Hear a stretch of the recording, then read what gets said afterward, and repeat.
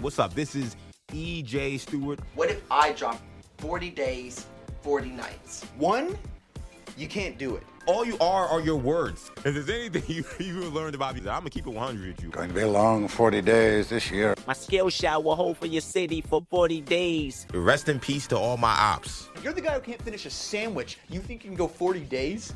This isn't normal! No, you're wrong, brother. I'm gonna go the distance. Let's go! Let's go is right. What's up? This is EJ Stewart. You are watching 40 Days and Counting with your boy EJ, where I discuss all the things happening in the world of sports, things that I love in pop culture. We have a great lineup for you guys today. Plenty of stories to talk about, including the injury to Luka Doncic.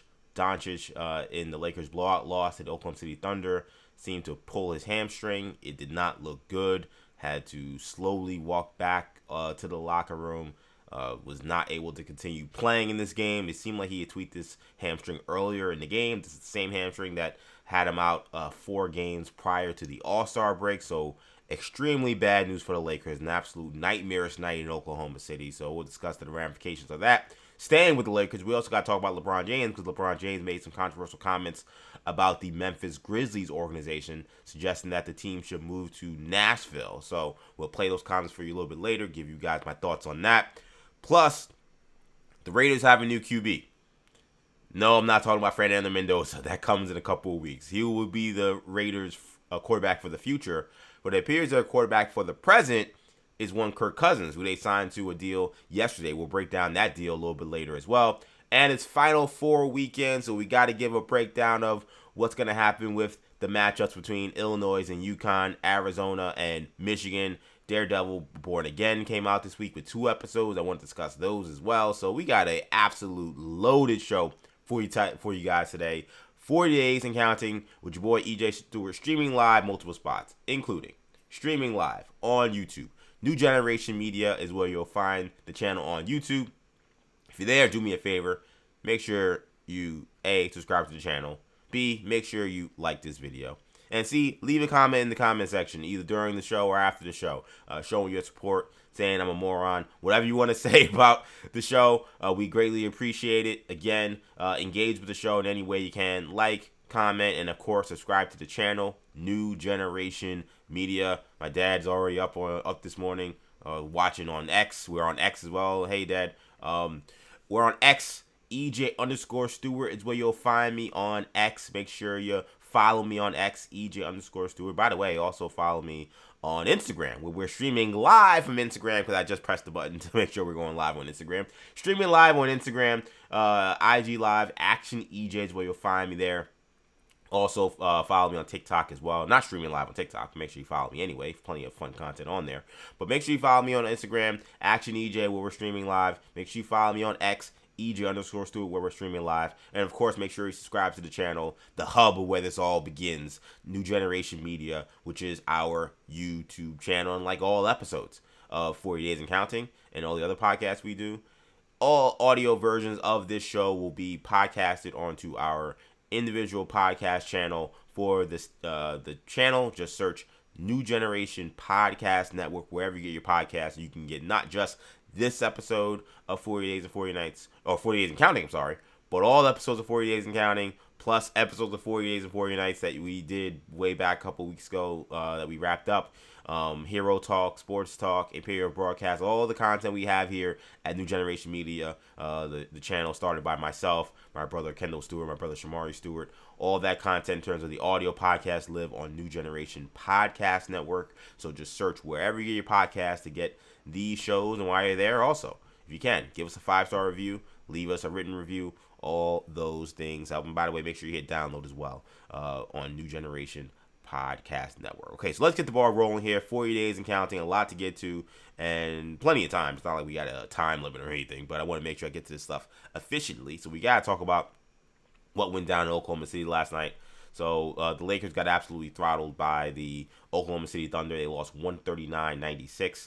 This was not a competitive game at all. Actually, I watched the game this morning to see kind of how bad this thing went, and this got bad really, really quickly. The Lakers' defense was absolutely abysmal. So many moments where guys were just, and listen, the Thunder are the Thunder, right? It's hard to keep them out of the paint. It's hard to keep Shea out of the paint. Hard to keep Jalen Williams out of the paint. But so many just like straight line drives to the rack, getting into the paint at will to hit their jump shots, mid-range floater game. It seemed like anything the Thunder wanted to get offensively, they got. So when you add that defensive performance you got from the Lakers, where it seemed like almost from jump they realized they couldn't guard these guys because they were playing zone very early. And if you play basketball, you know if a team, unless it's their principles to play zone, like you're playing against a Jim Boeheim kind of team, if a team comes out and almost in the first 2-3 minutes decides, okay, we're switching to zone, you feel confident as a hooper because you're like, okay, I know these guys can't guard me. So in many ways, I think maybe that was the only chance the Lakers have against this team. I guess we'll have to talk about the potential matchup this sets up for if they play in the playoffs. But it just looked like they knew immediately they couldn't guard these guys, and the Thunder knew it, and they took advantage. But not only did you have the defensive embarrassment that you had from LA last night, just the no-show defensively, you also had turnovers left and right. They had, I counted 6 turnovers in the first 6 minutes and 8 turnovers in the first 7 minutes. It was just turnovers left and right, and when you give the Thunder that many pick sixes, as I like to say in basketball, just like in football, we say pick six, the same thing in basketball. You get a turnover and turns right into a run-out layup. That's essentially a pick six, right? You give the Thunder, a team that good already offensively and that confident defensively, when they start to smell blood in the water, they start to get more aggressive. You give them that many pick sixes early on, when you already can't guard them, you have no shot. And that's essentially what happened to the Lakers. Luka Doncic got off to a slow start. LeBron James was essentially a no-show for the first half. And the Thunder got up about 25, 30 points almost instantly in this one. This was not a game that was competitive at all. But to combine with the lack of competitiveness, there was an insult to injury when it came to what happened with Luka Doncic. So the Lakers star appeared to tweak his hamstring in the first. Thank you, Andrea. Bring me some coffee. The Lakers star appeared to injure or tweak his hamstring in the first half. Now, this is the left hamstring that he injured earlier this year. It kept him out 4 games prior to the All-Star break. I think he's had hamstring issues. Hamstring has been a problem for him, it feels like, since dating back to years and years ago with Dallas. That some guys have, like Jalen Brunson has his ankle. I feel like Luka hamstrings have been an issue for him. So he seemed to tweak it earlier in the game. He was kind of holding the hamstring. They noticed it on the broadcast. Stan Van Gundy was right on it in the first half. He continued to play. Again, it was not that effective, but he did play through it. Come out in the second half, they were getting blown out. JJ Redick does make the decision to continue to give the starters an opportunity to play. And then as they're down 90-56, I believe was the score, that's when Luka Doncic pulls up immediately on the hamstring, and it's bad now. Now he's really limping, can barely walk. He does able to get off the court in kind of under his own power with maybe some help from teammates, but it was not a good sight at all if you're a Laker fan and you're hoping to see Luka Doncic do what he's done for the past month, where he led the Lakers on, I think, a 15-2 record in March. They were the best team during that stretch. Luka Doncic was playing phenomenal basketball to the point where he kind of entered himself back into the MVP conversation. And then, this performance, between how Shea played, Shea, he was awesome. Definitely seemed to, say there's a difference between me and him when it comes to the Luka Doncic, Shea Gilgeous-Alexander conversation for MVP. Kind of threw Luka away, and with this performance he had in this game where he just immediately came out aggressive. But then Luka Doncic getting hurt also really obviously puts him in a really tough spot. So this is going to be, it for Doncic, I think, for, I would assume, the rest of the regular season. There's not that many games left. There's essentially only 2 weeks left in the season. A hamstring injury. Who knows how those things can go, but those things can linger.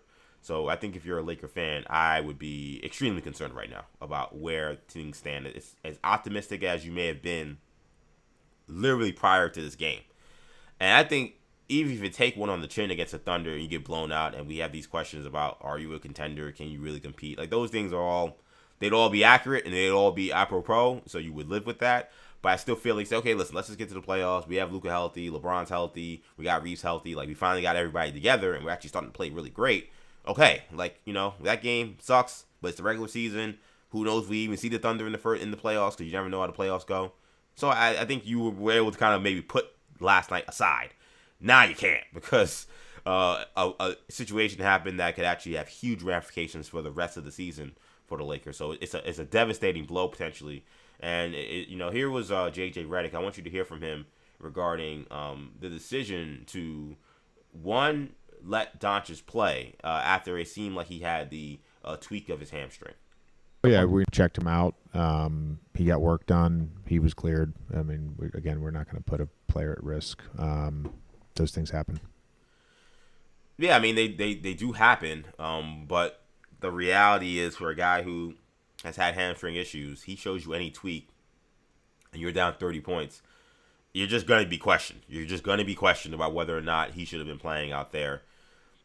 He probably shouldn't have been, to be real. Now, do you start a second half with your guys simply not on the court, like your starters? I mean, the Lakers were getting embarrassed. Maybe they should have. JJ, I think, in some ways, I wonder if this was some of like him trying to kind of, and he claims to never coach like this, but I wonder if he's kind of thinking about what the narrative is going to be if he does that. Because that almost looks like you're sending a message to your starters being like, you guys were so pathetic.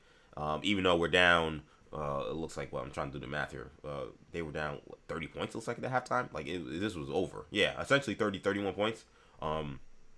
Maybe he's saying, listen, if I don't send the starters out there for the second half, I'm basically now creating a headline being like, we got blown out so bad that I didn't even give the stars an opportunity to start the second half. And it was me sending a message to them, and he has to answer those questions, and he's not good at answering those questions, so maybe it comes off wrong. So I wonder if that was getting in his head about, because if you're down by 30 against the Thunder, it doesn't make sense to even say, hey, let's give them even 5 or 6 minutes. It's a question to have. It's not anything that's super abnormal. Teams will do this. They'll say, hey, listen, I'm giving them, 2 or 3 minutes to run. Sometimes also you want to give those guys run simply to get them some confidence. Just so they could go out there and just have a good 3 or 4 minute stretch, even if they don't really cut into the lead. They can go back on the play and say, okay, at least we played some modicum of decent basketball. And again, it's not like he did something super foreign. It would have been more foreign to, I think, just not have the guy start the second half.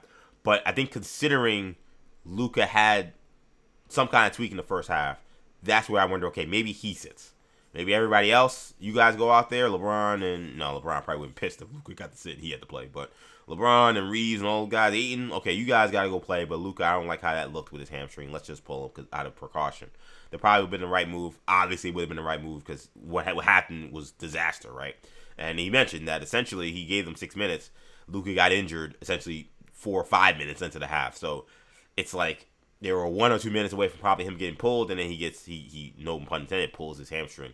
So that's just some bad luck, but some luck that was probably created by what was the wrong decision. Whether it was fair or unfair to criticize him for it, it is the wrong decision to play Luka Doncic in that stretch because we saw what happened. He ended up getting hurt.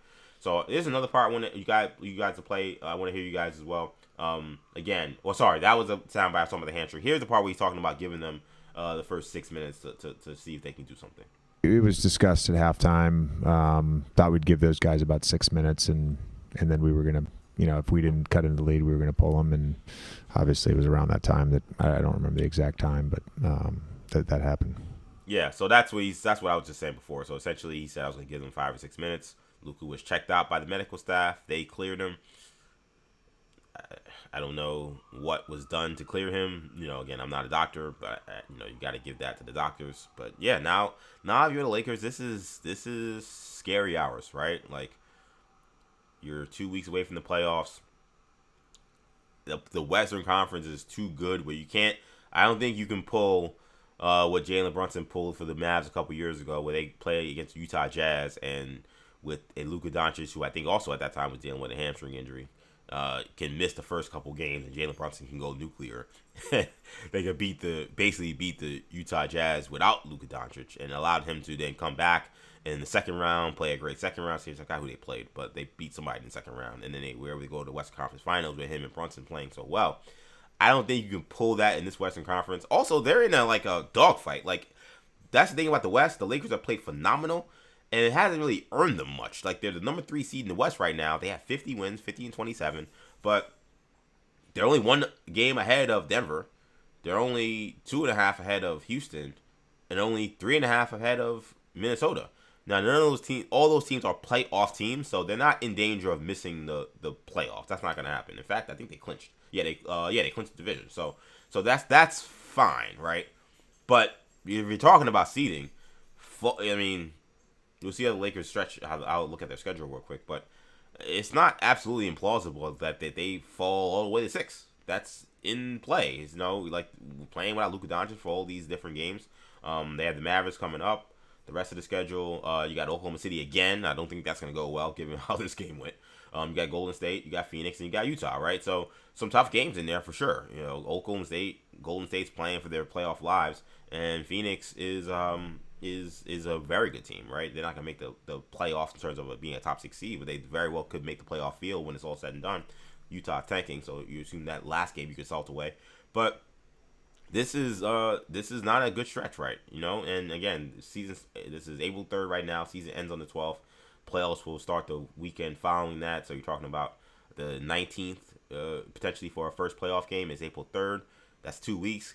Can Luka be at 100% in 2 weeks? I would not feel great about that. I'll be honest. Like, to his credit, he's gotten himself in much better shape than he's been in years past. So that should help him in terms of recovering from an injury. But considering this has been a nagging thing for him, I would feel very concerned about if 2 weeks is enough time for him to be fully healthy. I would be concerned about him maybe being able to play the first few games. If he does play, I'd be concerned about him being effective. Because, again, this is the West. Both conferences are tough. I think the East has been underrated this year. But, again, we know, especially that middle pack, those middle pack teams seem very close. Like, it seems like the Thunder and Spurs are on a whole nother level right now. If you want to say the Thunder are on another level and then the Spurs are on another level, that's fine, too. If you want to say Thunder are here, Spurs are here. But I think everyone else is in it. There's, like, 3-4 teams that are packed right below them, and they're all kind of indiscernible. Obviously, Luka is one of the best players in the NBA. Then I have him 100%. You're going to need all the bullets in the chamber to have a shot to even get out of the first round in the Western Conference playoffs if you're not a top 2 seed. Because if you're playing Minnesota, you're playing Houston or Denver, those are all tough first round matchups. So devastating for the Lakers. We'll see what happens. We got Townie on Twitter. 2 Twitter comments. Love that. Again, keep the comments coming. And if you have questions about the show or questions you want answered on the show, make sure you hit in the comment section, whether you're watching on Twitter, whether you're watching on X, Twitter is X, whether you're watching on X or Twitter, whether you're watching on YouTube, or whether you're watching on Instagram. I answer comments from all of them. Here, Townie saying, will Luka be back for the playoffs? What's your guess? I think he's going to give it a go. He's a pretty tough guy. Like, I've seen him, even if he's missed some games, he tries to come back and he'll play through injury. I can't imagine he won't at least try to give it a go. He's also already signed his $300 million contract, so there's not that hamstring injury in theory would make you at risk for anything severe. But I would assume that the contract ain't going to contract's dry, so there's really not much to lose with him going out there and playing. He's going to get paid, so that's not a concern. Those are some of the concerns you have with a guy entering the playoffs with an injury. Guys don't want to risk things when they're trying to get paid. Luka's already been paid. He's already the franchise guy. So I assume he gives it some kind of go. Is he ready for the first game 1 or game 2? That is, I think, very up in the air because 2 weeks is a short time for a hamstring pull. It's not impossible. Guys have done it. But is he, again, 100%? Is he fully ready to go? And then also the timing, right? Like, he was playing elite basketball. Like, he's just been killing guys night in and night out for the last couple of weeks. You get out of that rhythm, what's he like entering now playoff basketball? Where we know, as I always say, playoff basketball compared to the regular season is a different sport. And it makes extrapolating what's going to happen in playoffs a lot harder watching the regular season because some things do carry over, and it's not like you should just ignore all of them. Like, in fact, I'm the ones that typically say, hey, listen, like, the best teams typically who play well in the regular season play well in the playoffs, even to this day. But still, when you have teams that are this close in the standings, when you're talking about the Lakers, Lakers, Nuggets, Rockets, T-Wolves, all the teams between 3 and 6, it's a lot harder to extrapolate stuff in the regular season because these teams are pretty much neck and neck. And the regular playoffs are going to bring up all different kinds of storylines and strategies that we didn't see during the regular season. So, long answer to your question, Townie. I would say that he will play some games in the playoffs. I would be surprised if he missed no games. But we'll, of course, have to see. J.J. Redick says the MRI is coming today, so we'll learn more. But a hamstring injury, from my experience watching sports, is like it could be 2 to like 6 or 7 weeks. Like, that's the reality. It could be 2 weeks. It could be a month. It could be a month and a half. I don't know if I've seen 2-month hamstring injuries, but I've definitely seen ones that have lingered and given guys problems. So, this is devastating for the Lakers. Tough loss last night. And even equally bad news for the Lakers. Luka Doncic going out with the hamstring strain. We'll get word today on what his status is for the rest of the season, and of course for the postseason. Let's shift gears here, and I want to talk, staying with the Lakers, about LeBron James. So this was LeBron James on Bob Does Sports. This is not a YouTube channel I'm familiar with, but shout out to them. It seems like they got a pretty cool thing going, and the fact that they got LeBron James is really awesome for them. So major shout out to them. LeBron James, you know, he's taken up a new hobby in golf. He's talked about this a ton. You know, one of his comments when we were talking about the Jeannie Buss report that came out that she did not like LeBron and actually wanted to trade him at one point.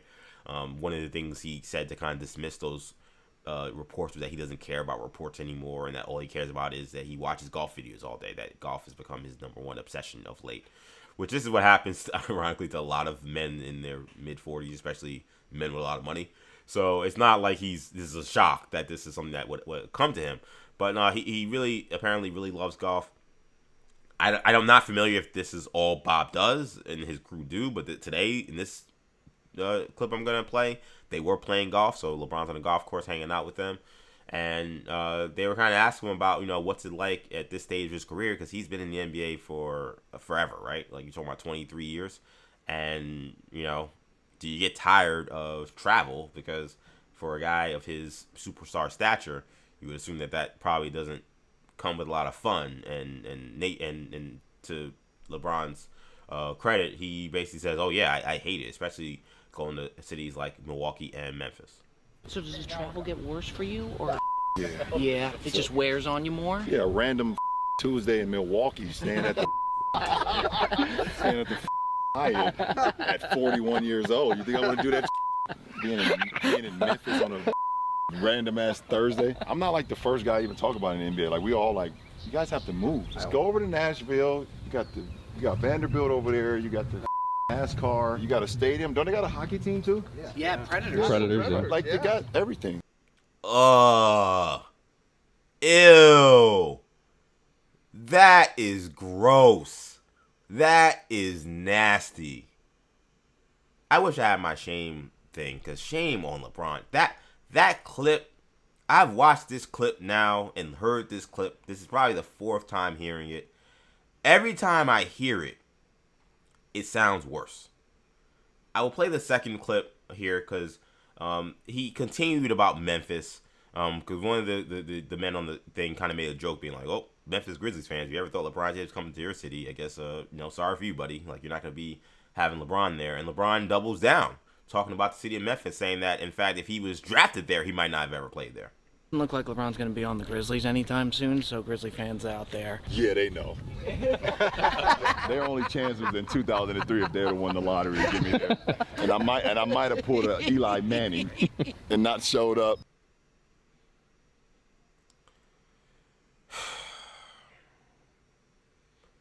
Now you see what I'm saying when I say that I can't wait till LeBron James is retired. Now do you guys see what I'm saying when I say that this is the corniest generation of NBA superstars that we've ever had? I hope you are all understanding this now. I've said these things before, and I've gotten pushback on like, oh, how could you say that, and why would you say that? It's for stuff like this. LeBron James, to me, comes across elitist. He comes across as a phony.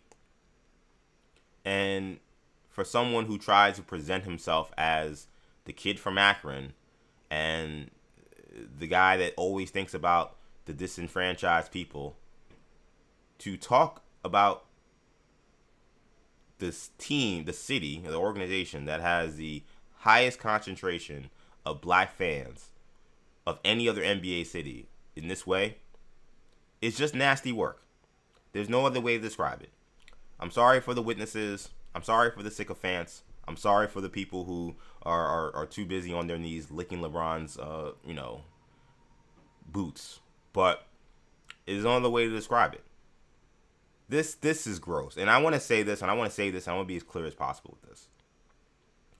I will never respect another black man speaking this poorly about a black city in white circles. Now, let me be clear. It's no beef at all with the Bob Does Sports guys. None. In fact, they didn't really say much. Like they didn't, like, they were just playing around. They were laughing and stuff. But like they had nothing to do with this. I had someone on Twitter being like, "Oh, why are you mad at Bob Does Sports?" I have no beef with them at all. They came out kind of good in this. They really didn't play up on like crapping on Memphis anymore. Like, you know, the guy made the joke about, I guess LeBron's like going to your city, that was the right thing to say. It was funny. But like, it didn't seem like they really piled on. It was only LeBron James. And this is what, and I'm being real here, because I tell you guys all the time that when I do this show, this is the most authentic version of EJ you get. So I'm coming to you as sports commentator, but I'm also coming to you as black man. And this is what a lot of disenfranchised people worry about, is that the billionaire who talks about how much he worries about your plight, how much he relates to your plight, how much he relates to your struggle, how much he cares about your community, that he will say that to your face because there are cameras around and there's good press involved, and it makes them seem like they're being altruistic in their mission. But when they get in circles where you're not there, pardon my French, that's when they shit on you. That's when they start saying, you know, oh yeah, that city and that place and those people, ugh. That's what we worry about. And that's why I say LeBron James comes across as a phony, because throughout various points in his career, and I respected him and admired him and supported him for various different social justice causes he stood up for. Whether it was the killing of Trayvon Martin, whether it was the killing of Michael Brown, whether it was the protest that happened in 2020 after the killing of George Floyd. I supported LeBron James and I supported all NBA athletes for speaking about the plight of racial injustice, police brutality. And LeBron did a lot of great work and had a lot of really great commentary to help, because his platform is big and it's important to people. So that's why it's equally disappointing to see that person then turn around when it comes to talking about what is probably the most devastating thing that can happen to a sports community, which is your team leaving. It's ironic LeBron should know this a little bit because he's from Akron, and I know he likes to say, I'm from Akron, not Cleveland, but he also kind of represents Cleveland sports, but he's also a phony in that regard, because 1 minute he's a Yankee fan, 1 minute he's a Guardians fan, 1 minute he's a Cowboys fan, 1 minute he's a Browns fan. But even if he's not a Browns fan, or he is tomorrow, but now he likes them because they have Deshaun Watson, because he's, again, a complete walking contradiction. You should know what it's like and how devastating it is for a franchise to leave a city. What it does for their economy, what it does for the people in that city. To suggest that, again, for Mr. I'm blackity black, I'm pro-black, who wanted to compare himself to the likes of Martin Luther King, not Martin Luther King, I'm sorry, Muhammad Ali.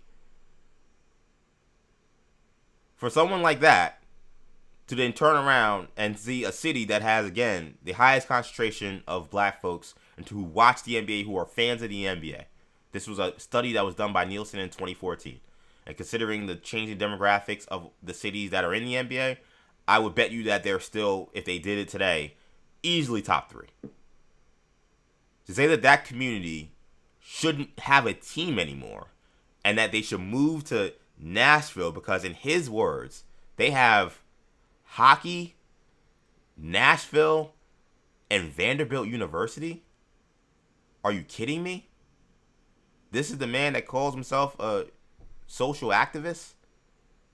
This is the man that considers himself a philanthropist? Are you actually kidding me? And again, I would say this is surprising, but the reality is LeBron James is human. Which means LeBron James has faults, which means LeBron James is not perfect, which means LeBron James just misses the mark on certain things. So it's not surprising that someone who thinks this way about the city of Memphis, which every black city in America has its issues, a lot of them stemming from environmental racism. Because we want to talk about why Memphis is the way it is. We want to get real. We can get real. We want to talk about the fact that this was one of the pillar cities of the civil rights movement, and how efforts have been made post-civil rights era to ensure that this community does not get funding, does not get the kind of support that it needs, just like other civil rights pillar cities had been punished for the work that they did.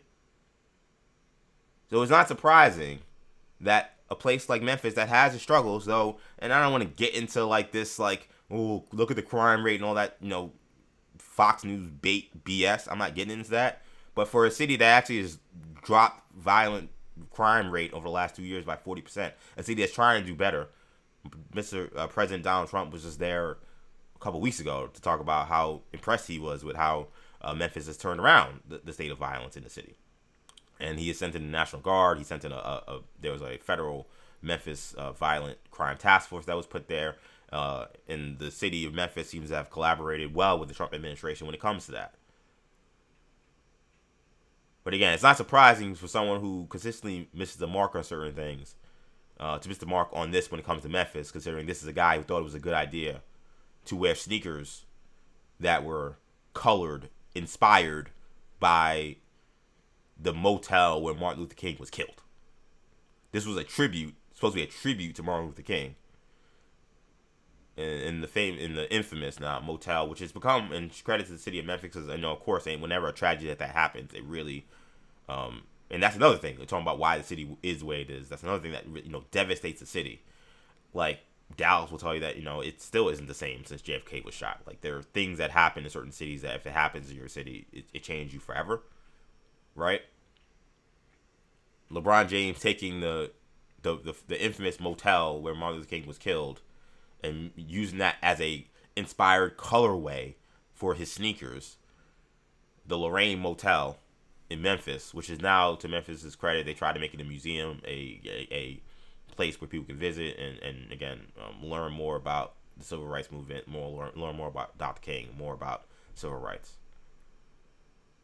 He thought it was nice to say, oh, the place where one of the most influential civil rights advocates in the history of our existence, let me honor him by coloring my sneakers in the same color where he got killed, the motel sign where he got killed.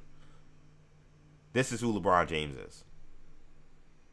This made me sick, man. Like, there's very few things, like, it's very interesting. This is an interesting business. It's an interesting industry because there are times where you kind of, like, because of the nature of the beast, you become kind of jaded to things people say, because people say things for clicks, people say things for headlines, and you also understand that all people involved in sports aren't perfect. You're not going to agree with everything people say. That's just a reality.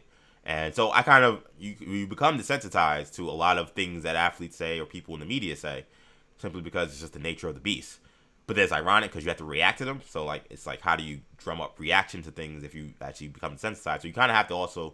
It's kind of like a double-edged sword you got to play with. But, like, there are very few things, I think, for athletes that can get me, like, riled up in this way. This was one of the things. There are very few things LeBron James could say at this point in his career that would make me feel strongly one way or the other. LeBron James is a love-you-hate him kind of guy. At this point in his career, I think he is trying to be as honest as possible, which is why this stupid shit he said came out. But this is one of the things that I thought this was gross. Even his voice changed. We talk about in POC communities code switching. I've never even heard LeBron sound like that. I was waiting for him to say, "Yeah, dude, you know what I'm saying?" Like I was waiting for that to come out. Like his voice even sounds different when he's around these people. And again, it's nothing to do with those guys. But I bet you if he was at the shop on his own show, where he's got all these other people, these other POCs on his show, I'm sure he wouldn't be talking like that or talking down in the city of Memphis. I also love how he tried to immediately also like absolve himself of any blame or absolve himself of any criticism. Well, other people say it. I'm not the first one to say it. Other people say it. And I'm like, who? Draymond Green? Oh, that another talking cheese? Okay. Kevin Durant? Another talking cheese? Did he say it from a burner account?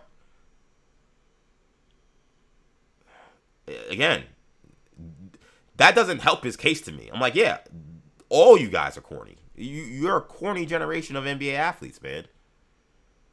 There's so many things we could talk about. We want to talk about the city of Memphis, or what's been talked about a bunch has been this terrible hotel they stay in. It's been infamous. Draymond spoke about it. He mentioned how Andrew Bogut had all his clothes and stuff drenched because the sprinklers went off randomly. I saw one of his producers saying that we couldn't do an episode from the hotel because the Wi-Fi was so bad. I've seen Anthony Edwards talk about it. I've seen Kevin Durant talk about it. I've seen Channing Frye talk about it. So I've seen plenty of athletes talk about this hotel. It seems problematic. I'm sorry. Is this not the NBA? I'm sorry. Is this not the NBPA? The Players Union? You guys are worth billions and billions of dollars.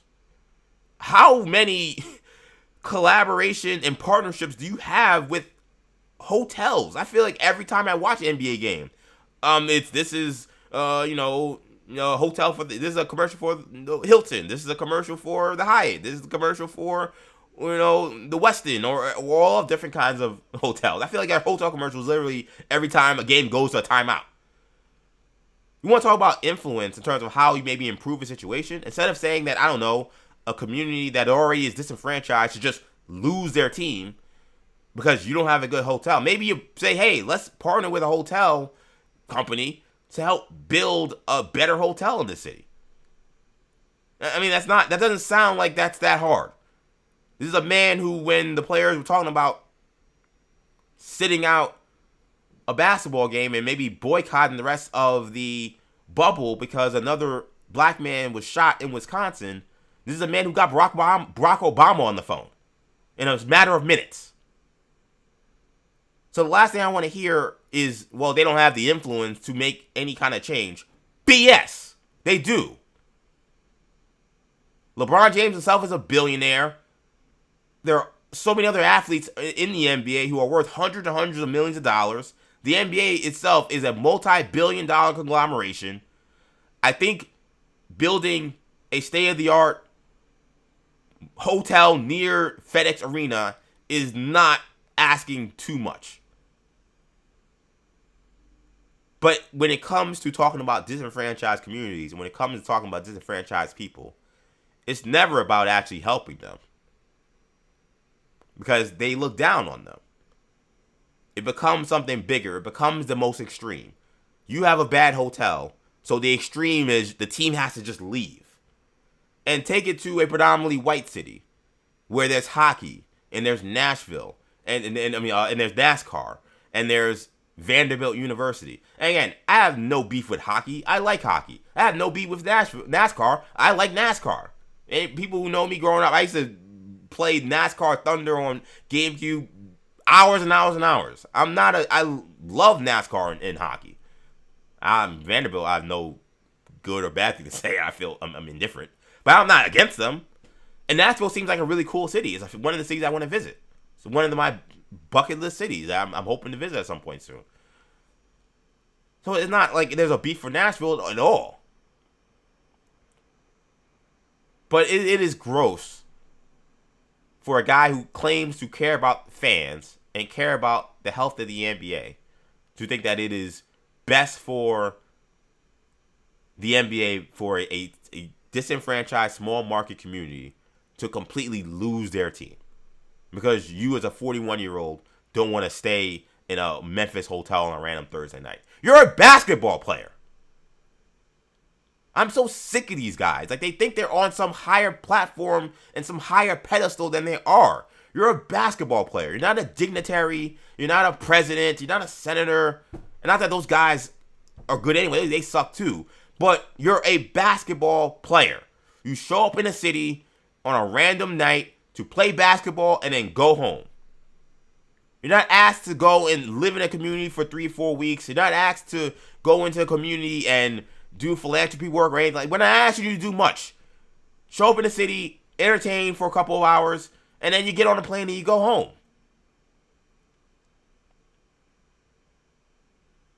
Because you don't have a good hotel, now it's, we should just remove the team from the city?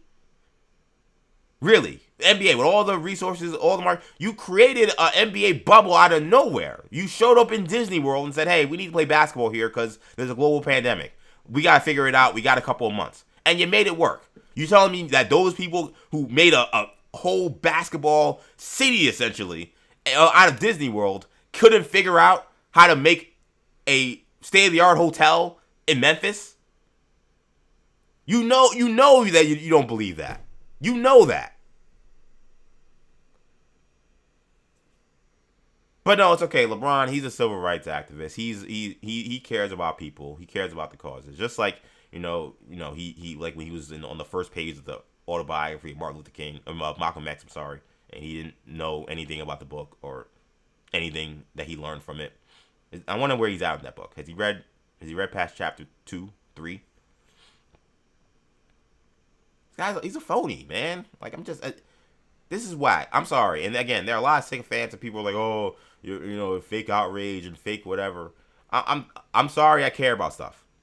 I'm sorry that you're so blinded by wanting to have these athletes simply just shut up and dribble, and you just care because LeBron James is the all-time leading scorer, that it means that you can't criticize anything he says. I'm sorry that you live that life. I'm sorry. I will never want to be you, and I never will be you.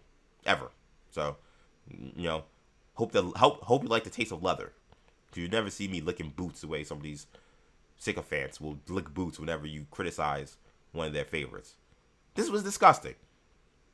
And again, it'd be almost different if LeBron James was not someone who has tried to stick up for the black community or stick up for disenfranchised communities. The nerve of a guy from Akron who played in Cleveland for most of his life to say that Memphis doesn't deserve an NBA team is freaking ridiculous. And it's not a disrespect to those communities at all. These communities deserve NBA teams. These communities need NBA teams. Because the issue that Memphis has dealt with as a community, how do you think those things would look if the team was removed? If the economic development and the community work that happens because they're an NBA team in their city, what do you think that community looks like and the issues that they have? What do you think that looks like if you remove them and move them to Nashville, a place that does not need an NBA team? Could they have one? Sure, they probably should have one. It seems like a pretty good city. But what would that look like for the city of Memphis? Do you care? Because LeBron in 3-4 years will, create a stupid bike tour and ride his bike around and to make it look like, oh, I'm one of the people, right? And that's gonna be, oh, okay, I guess he cares. But then when he gets a platform, and now there's a video that has millions and millions of views, where he's the face of the current face of the NBA, he's saying that the NBA should no longer be in its blackest city, but you're Mr. Pro-Black. Get out of here, man. Get out of here. That sucked. No other way to describe it. That absolutely sucked. Like I said, and you get this version of EJ, you're getting the authentic version of EJ. You're getting a sports commentator. You're getting a comic movie commentator. You're getting a fiance, soon-to-be husband. You're getting a brother. You're getting a son. So you're getting everything that comes with me when I bring myself to the show. The show is sports-centered, as I always say. But you're bringing all other things as well. That's just how I approach everything. But you're also getting someone who cares about disenfranchised communities. And forget about even disenfranchised communities. I care about NBA communities. This could have been Portland.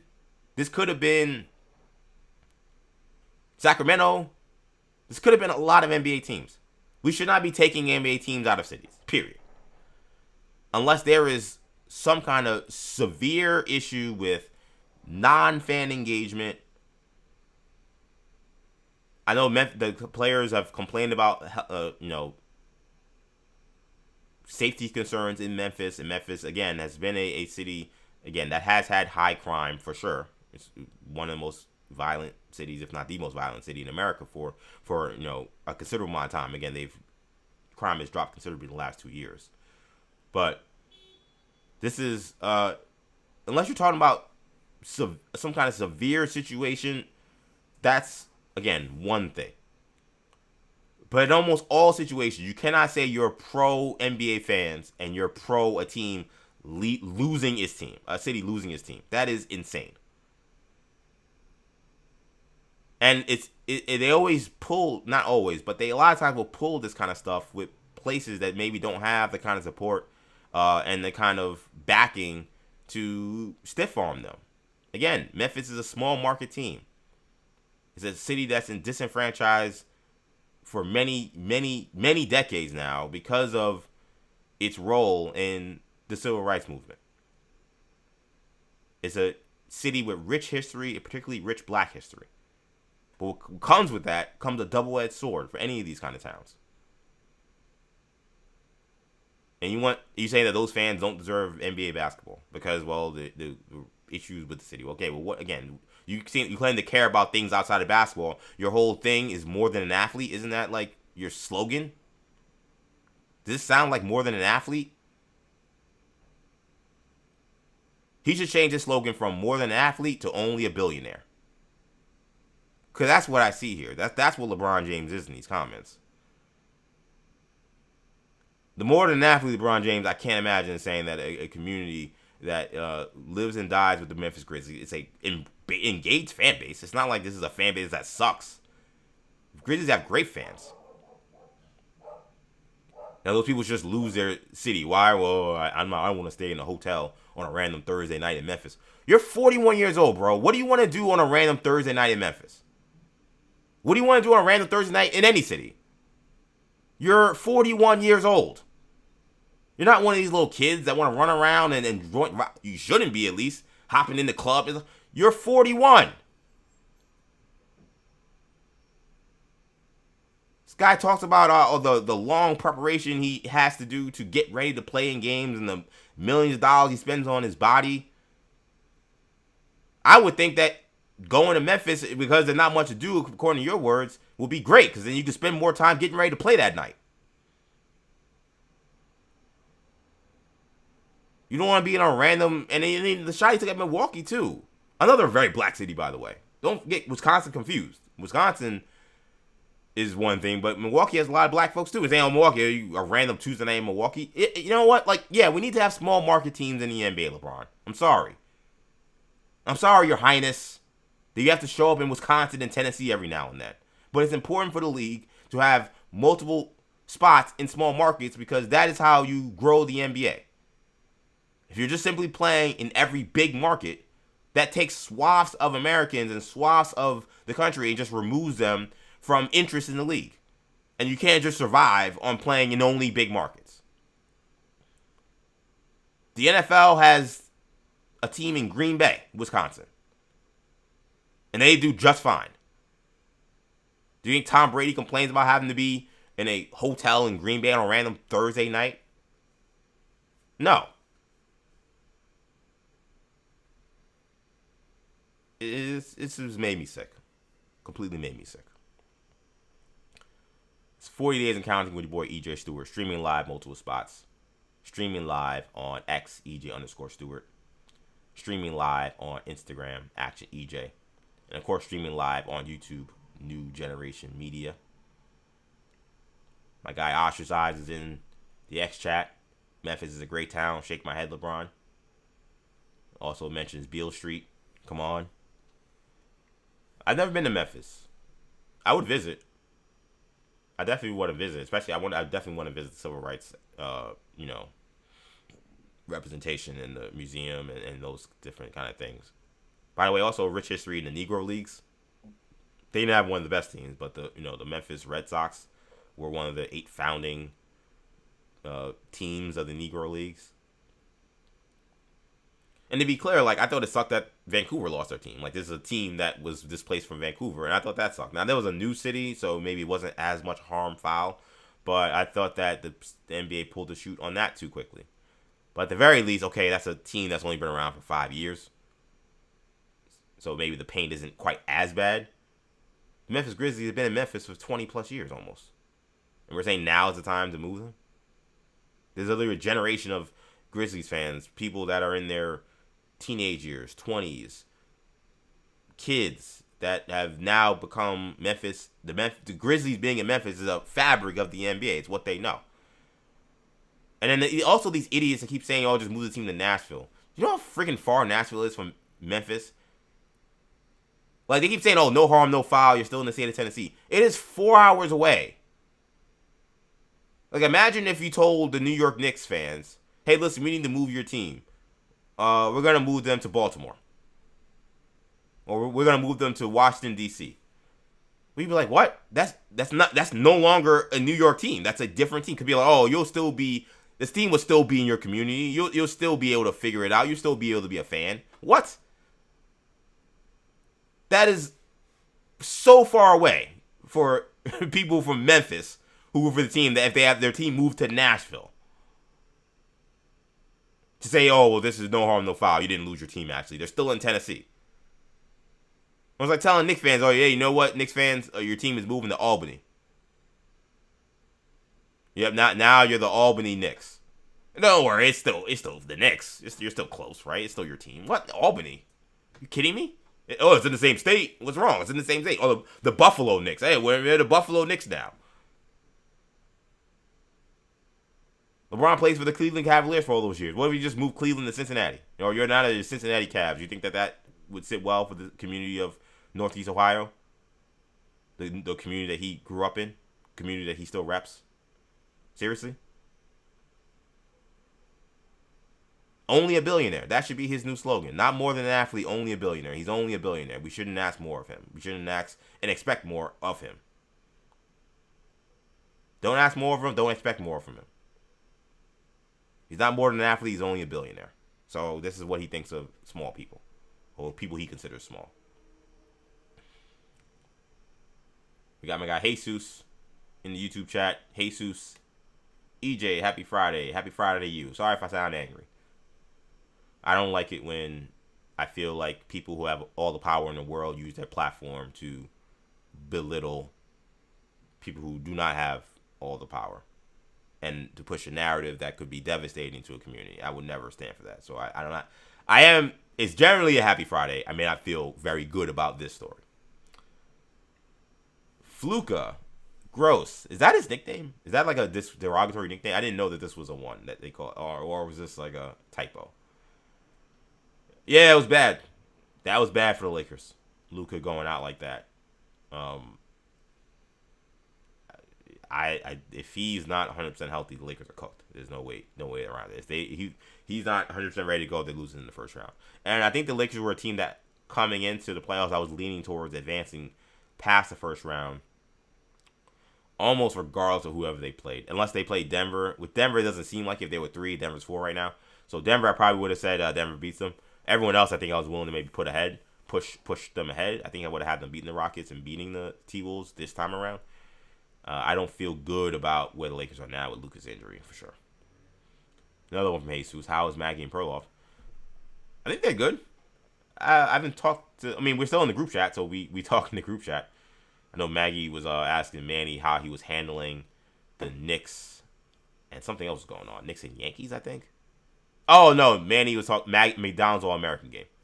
So, of course, my good guy, my brother, Manny Rodriguez, who, if you guys don't remember, he's the high school basketball announcer, play-by-play announcer for Arch Stepanak in Westchester, New York, one of the best high school basketball programs in America. They're actually playing, I believe they're also playing in the Invitational, the Chipotle National Invitational. This is to determine a high school national champion. Cry me a river, willow, Philadelphia fans.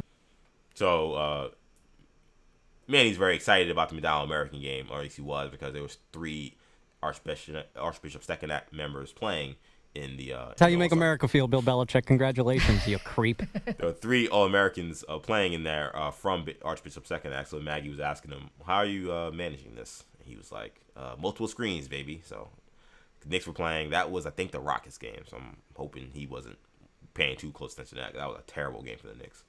But yeah, the crew's doing well. From what I know from the group chat, they're doing well. I haven't talked to Maggie and Pearl individually in maybe a week or so, but otherwise, the show. I always say the show, even though there's not a show dedicated to the group right now, obviously as of this moment. But the show, from what I can tell, is doing great. I saw it looks like Bogus is on vacation. I'm not gonna say where he is because I'm gonna pull a Maggie saying not telling Manny where he is, but it's on his social media, so you can just, if you follow Bogus, you can see. But it looks like he's on vacation, so that's fun. I got a trip coming up. I got my bachelor weekend is coming up. I also won't say where I'm going because not that I love y'all, but I want to just I don't want anybody running up on me. A witness being like, "Hey, I heard you said about LeBron." You know what I'm saying? No, I'm not. I don't care about that. I'm not ducking no smoke. But no, I'm going on my bachelor weekend next weekend, which will be really exciting. Which will mean actually is a good programming note. Next weekend there won't be a Friday version of 40 Days and Counting because obviously I will not have my camera or my mic set up or anything like that, and I'll be nowhere near where I record. I'll be in a totally different place I'll say in America. I'm not leaving the country. But I'll be a totally different place. Let's hope the airports are in a much better spot than they've been in the past few weeks. But I will not be doing a live stream on that next Friday. So sorry about that, guys. I'll give myself some booze here. Listen, for 40 days and 40 nights, I did not miss one show. Even when I was sick, I still came up and did a show. So, 40 days and counting, the nature of it, yeah, it's only twice a week. I'm not on some kind of crazy countdown to try to do something insane or incredible with a for lack of a better term, a gimmick of doing 2 shows per day for 40 straight days. Not what I'm trying to do with this. Just trying to have good content, have fun with you guys, engage with you guys. So, it's tough, but to me, it's like I do a show on Tuesday. I was like, does it make sense to do another show before I leave? I leave on Thursday. It doesn't make sense really. I get ready to leave on Wednesday, get a bunch of stuff ready to go for that trip. So leaving early Thursday, does it make sense to do a show after doing a show Tuesday night? Probably not. So you'll have 40 days and counting, but just don't look for me on Friday. It'll only be one show, and that'll be your standard 6 p.m. Tuesday show that we have. And again, we do this twice a week. Tuesday, 6 p.m., Friday, 8 a.m. So that'll be what's happening next week, but we'll keep the ball moving. Again, it's 40 Days and Counting with your boy EJ Stewart, streaming live on X, EJ_Stewart, streaming live on Instagram, Action EJ, streaming live on YouTube, New Generation Media. We got a lot of people watching today. We got over 100 viewers right now live, which is pretty awesome. So shout out to everybody checking me out. Most of you guys seem to be on X, so much love to the X community for helping me out and supporting and watching this live stream this morning. Let's keep it moving and let's shift to the NFL. So Las Vegas Raiders, they signed Kirk Cousins to a deal. He becomes the newest quarterback for the Las Vegas Raiders. Most people probably assuming the newest quarterback could be Fernando Mendoza. But they cut a deal with Kirk Cousins prior to the draft, meaning Cousins is the most recent addition to the Raider organization. So Cousins' deal is straightforward, though the large numbers may make it seem a little weird, right? So, I'm sure you saw that same headline I saw. I was driving back from brunch with my fiance, and I'm looking at my phone, and I'm looking at my phone because I'm not driving, because I don't drive. So people are like, are you driving and looking at your phone? No, I'm in the passenger seat. But I'm looking at my phone as we're driving back, and I see Kirk Cousins 5 years, $127 million to the Raiders. I'm like, are the Raiders on drugs? Did Tom Brady actually go off on the deep end? What is going on? But of course, that is the phony money. That is now becoming a bigger part of the NFL than I feel like I remember. There's been phony money deals that we've talked about, but not some of these extreme ones, right? Like Travis Kelce, you remember he had this deal where it's he signed a 3-year, $75 million contract. Whoa, I guess Travis Kelce is going to play football for 3 more years. We thought he was going to retire or maybe play 1 more. And then we learned, well, actually, that's all phony money. He's essentially playing on a 12-year, 1-year deal, and then there's essentially $50 million owed to him next year, which there's no way the Chiefs are going to agree to, and he's going to have to restructure, obviously, if he wants to play again. So I don't know. I don't actually know why they do these deals like this. I literally have no idea. So I don't know why they just give him a 1-year, $20 million deal, but nonetheless, he signed what I think is officially a 5-year, $27 million deal. He's not going to play for 5 years for the Raiders. It'd be shocking if he plays for more than 1. He's only guaranteed for 1 year. This is essentially a 1-year, $20 million deal for the Raiders. There's a team option for 2 years at $80 million. The deal could be valued again overall at 5 years, $127 million. And this comes after Clint Kubiak had said during the annual NFL league meetings this week that he doesn't think it's ideal for the Raiders or any NFL team to start a quarterback week 1 who's a rookie, which is why it makes sense that he's the Raider head coach. Or he could simply be following the Tom Brady adage, because this is a very classic Tom Brady adage, is he does not believe rookie quarterbacks for the large part should be playing. He has said this on Fox. He said this famously at the Fanatics Fest event in NYC. I believe, I don't know if it was last year or 2 years ago. The years kind of coincide. I kind of forget. But one of these one of these events, he mentioned that he thought it was a shame that these rookie quarterbacks are thrown into the fire. That a lot of them are not ready to play in the NFL. So it's very curious considering they have the number 1 pick, and typically number 1 picks come out and play right away. Not all of them have, but a lot of them have. Like Michael Vick did not play immediately as the number 1 pick. There are certainly other examples of guys who sat initially before going out there and playing as the number 1 pick. But a lot of number 1 picks, because you're drafted number 1, they're like, hey, listen, you're number 1 pick. We expect you to be able to go out there, play right away, learn from your mistakes, but throw you in the fire. So I actually was still curious. I wasn't sure if the Raiders were committed to having a veteran bridge guy to Fernando Mendoza, even though Tom Brady made those comments.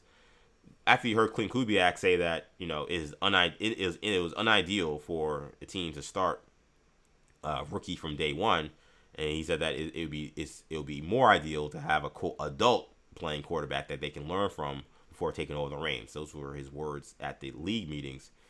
Once you heard that, it's okay. Well, that's definitely the Raiders are, or at least very in sync in that, and that they all believe in this mantra because this is what Brady thinks, and he's apparently running the football operation. So, again, like I've said before, on 40 Days and 40 Nights, is it Alex Guerrero? Is it Spy Tech? Like, with the reporting you're getting from Las Vegas, it's hard to tell who actually is running the show and who is in charge.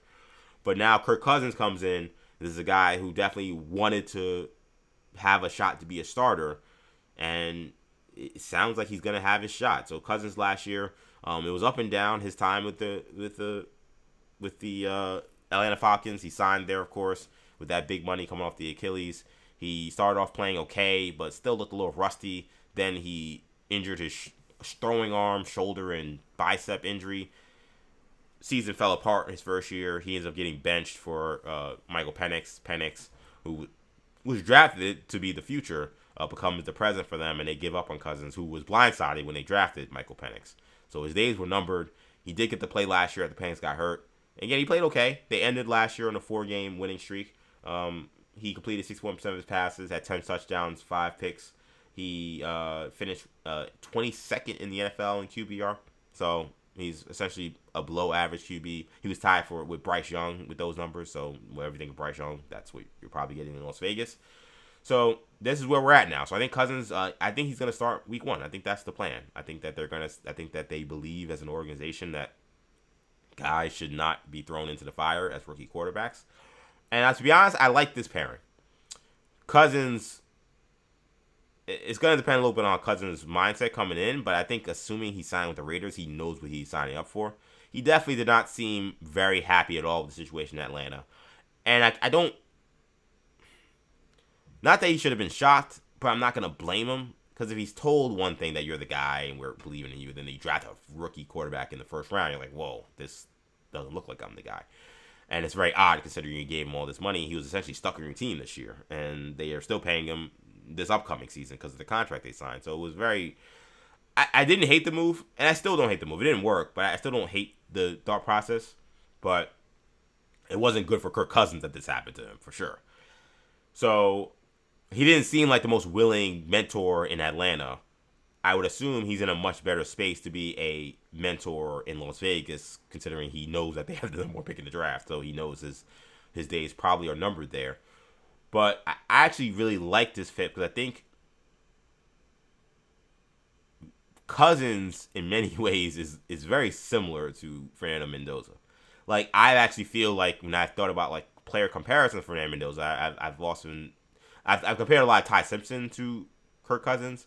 Fernando Mendoza reminds me a little bit of Kirk Cousins too, especially from the personality and leadership standpoint. He's a little more, I don't know. Kirk Cousins gets a little riled up. He'll be Kirk O'Change, and he'll go a little preachy. He'll do some of that stuff too. So I don't want to make Kirk Cousins like he's just some wallflower. So there are similarities, I think, in their leadership style, right? Like, they're both kind of like very, very, what's the word I'm looking for? Like, innocent in a way, like how they approach life, how they approach football. There's not a lot of flash and dash. In fact, like when you try to put flash and dash on them, that becomes like the bit. It becomes funny. So again, when Kirk James, it's funny because it's a guy that looks like he shops at Wranglers, right? Like that's what makes it funny. But he plays along with it because he has a great rapport with his teammates. It's similar to Fernando Mendoza. But they're fiery competitors, right? And I think that Fernando Mendoza, in terms of his leadership style, Kirk Cousins is probably the kind of person he should emulate. Because one of the things that I have mentioned about Fernando Mendoza, it's one of the reasons why I did not want him on the Jets for a long period of time. I kind of switched by the time I saw him in the playoffs because he was just playing so well. I was like, listen, if he's there, I would take the risk because he just looks really good. But I've had a little bit of concerns about his leadership style and his personality. Some people have criticized me for that because they've said, oh, like, how dare you? It has nothing to do with, to me, his faith or nothing to do with any of that.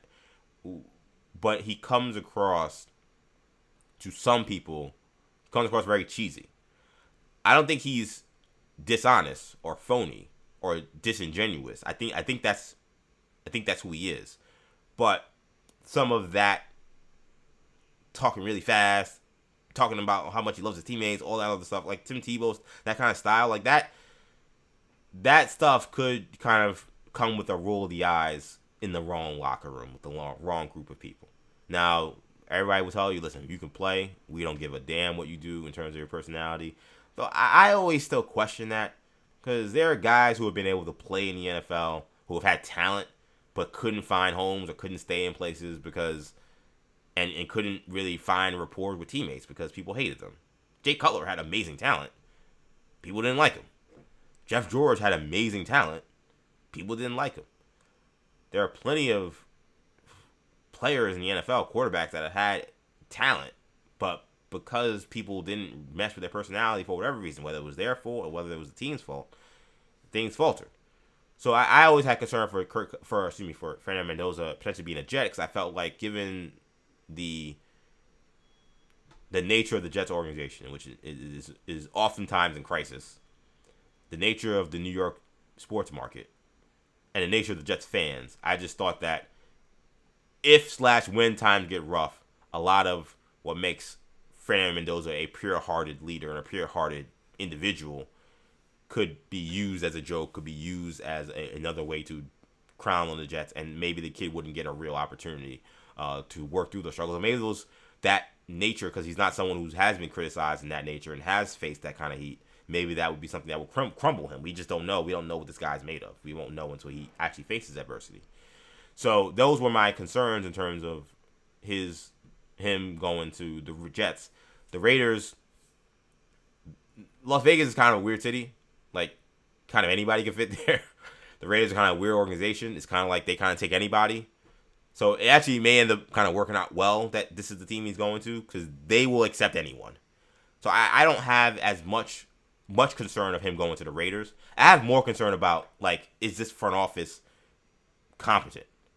I have major concerns about that. I like their coach. I think Clint Kubiak is one of the best play callers in the NFL. I felt that for 2 years now, even before in New Orleans. I was like, man, I know things fell apart when they got injured, but they started that year. They were cooking up some plays, and they were lighting the scoreboard up. And before Carr started to get hurt and other guys got hurt, Olave got hurt, the team kind of bottom fell out, the offense a little bit. But Clint showed in those first month or so of the season that this guy could call plays. So I like Clint Kubiak, and I like Fernando Mendoza. I just don't like the setup of the Raiders front office and the spy tech being the GM, but then Alex Guerrero is this like, essentially is this henchman running around telling people to do things the Tom Brady way or else, and then Tom Brady living in Florida doing play-by-play for Fox, playing the puppet strings and trying to run an organization while being a part-timer. I just don't like that setup. I've told you I'm out on the Raiders because of that. So that stuff concerns me. I think Cousins is a good move. I think this is a guy who definitely could start for 6 games, be respectable, but he's not going to play good enough for them to win a lot of games because the Raiders aren't good, and he's not good enough at this point in his career to win a lot of games. But he plays the right way. He leads the right way. I think he's a similar personality to Fernando Mendoza. I think Mendoza could see him as someone he can, I don't want to say emulate, because I don't want someone not being themselves, just trying to be someone else, but someone that they could be inspired by in terms of how to present their leadership style, because it's not so dissimilar. And I think this is a very good bridge bridge dynamic. Kirk's got to be invested, though. Kirk's got to understand, listen, like, it's a tryout. Like, you can go out there, play really well, and maybe this could become an opportunity to be a starter next year for another team. Maybe they give you one more shot, or maybe a contender says, well, listen, Kirk played pretty well for the Raiders during those 6-7 games he played. We'll give him a shot, and he could be our bridge guy, and maybe we'll let him start for a whole season. Like, he has an opportunity here. Do the right thing. Be a good leader. Show Fernando Mendoza the ropes when he's supposed to, but he's also got to play, and when he plays, play well, and all things will handle themselves. He didn't handle the Atlanta situation well, so at least it seems like privately. So let's hope that he handles this better, but I think he will. I think he knows what he's signing up for. Again, this is very different. Where Atlanta, he signed up for one thing, and it became something different. It's only human that then your reaction becomes, whoa, what? I didn't sign up for this, and then you get annoyed by that. He knows Fernando Mendoza is going to be the number one pick. He knows he's the bridge quarterback to Fernando Mendoza. So with the communication being, I assume, as good as it can be, I think Cousins is a pretty good signing for the Las Vegas Raiders. I got my guy Jesus here. Not a fan of Kirk Cousins, saying here, why is Kirk still in the NFL? Also, nobody cares about Kirk. Also, he says Kirk is washed. I mean, yeah, I think Kirk is pretty washed, considering, I mean, I felt that way when I watched him. I think I said that on Maggie Pearl, so I thought he looked awful to start. He got better. And in the Thursday night, bizarre, weird game they had against the Buccaneers, when they had that comeback, and he was really great in the second half, and Kyle Pitts started to look like the number 6 pick or whatever he was in the draft that he was. Like, oh my God, this is the guy we've been waiting for. And Kyle Pitts actually had a pretty good year last year. And he played better down the stretch, and the Falcons had a good defense. So he showed he could be functional. Is he the guy that could rack up 4,000, nearly 5,000 yards of passing, which is what he was able to do when he was with the Minnesota Vikings? No, I think that guy is done. This was his second year coming off the Achilles. He looked a little better than he did the previous year, but it wasn't a whole lot better. So probably what you saw last year from Kirk is probably his ceiling, which is he could probably be a top 25 quarterback at best. Maybe he could sit somewhere between 17 and 25. But that's probably all you're getting. Does that make him washed? So someone's washed is someone's treasure, right? Like the Jets would take the 27th or the 20th or 17th right best quarterback tomorrow. Some other teams would take the 17th best quarterback tomorrow, right? So, it depends on where you're at with that. I don't think he's a star anymore. I don't think that he's a franchise quarterback anymore. He's, to me, purely a bridge guy at this point in time. So that's my view on Kirk Cousins in terms of his ability at this point. Jesus also saying, I'm assuming it's Jesus. You could be Jesus. Sorry if you're Jesus, but I'm assuming you're Jesus. I should not be making that. I guess I shouldn't make that assumption, but that's what I'm doing here. More people I know named Jesus than that actually go by Jesus. But I'm gonna say Jesus here once again. Says, can't win. You have personality. You don't like it. You don't have personality. You are boring. I'm trying to understand what that means. You can't win. You have personality. Don't like it. You don't have personality. You are boring. Oh, I see what you're saying.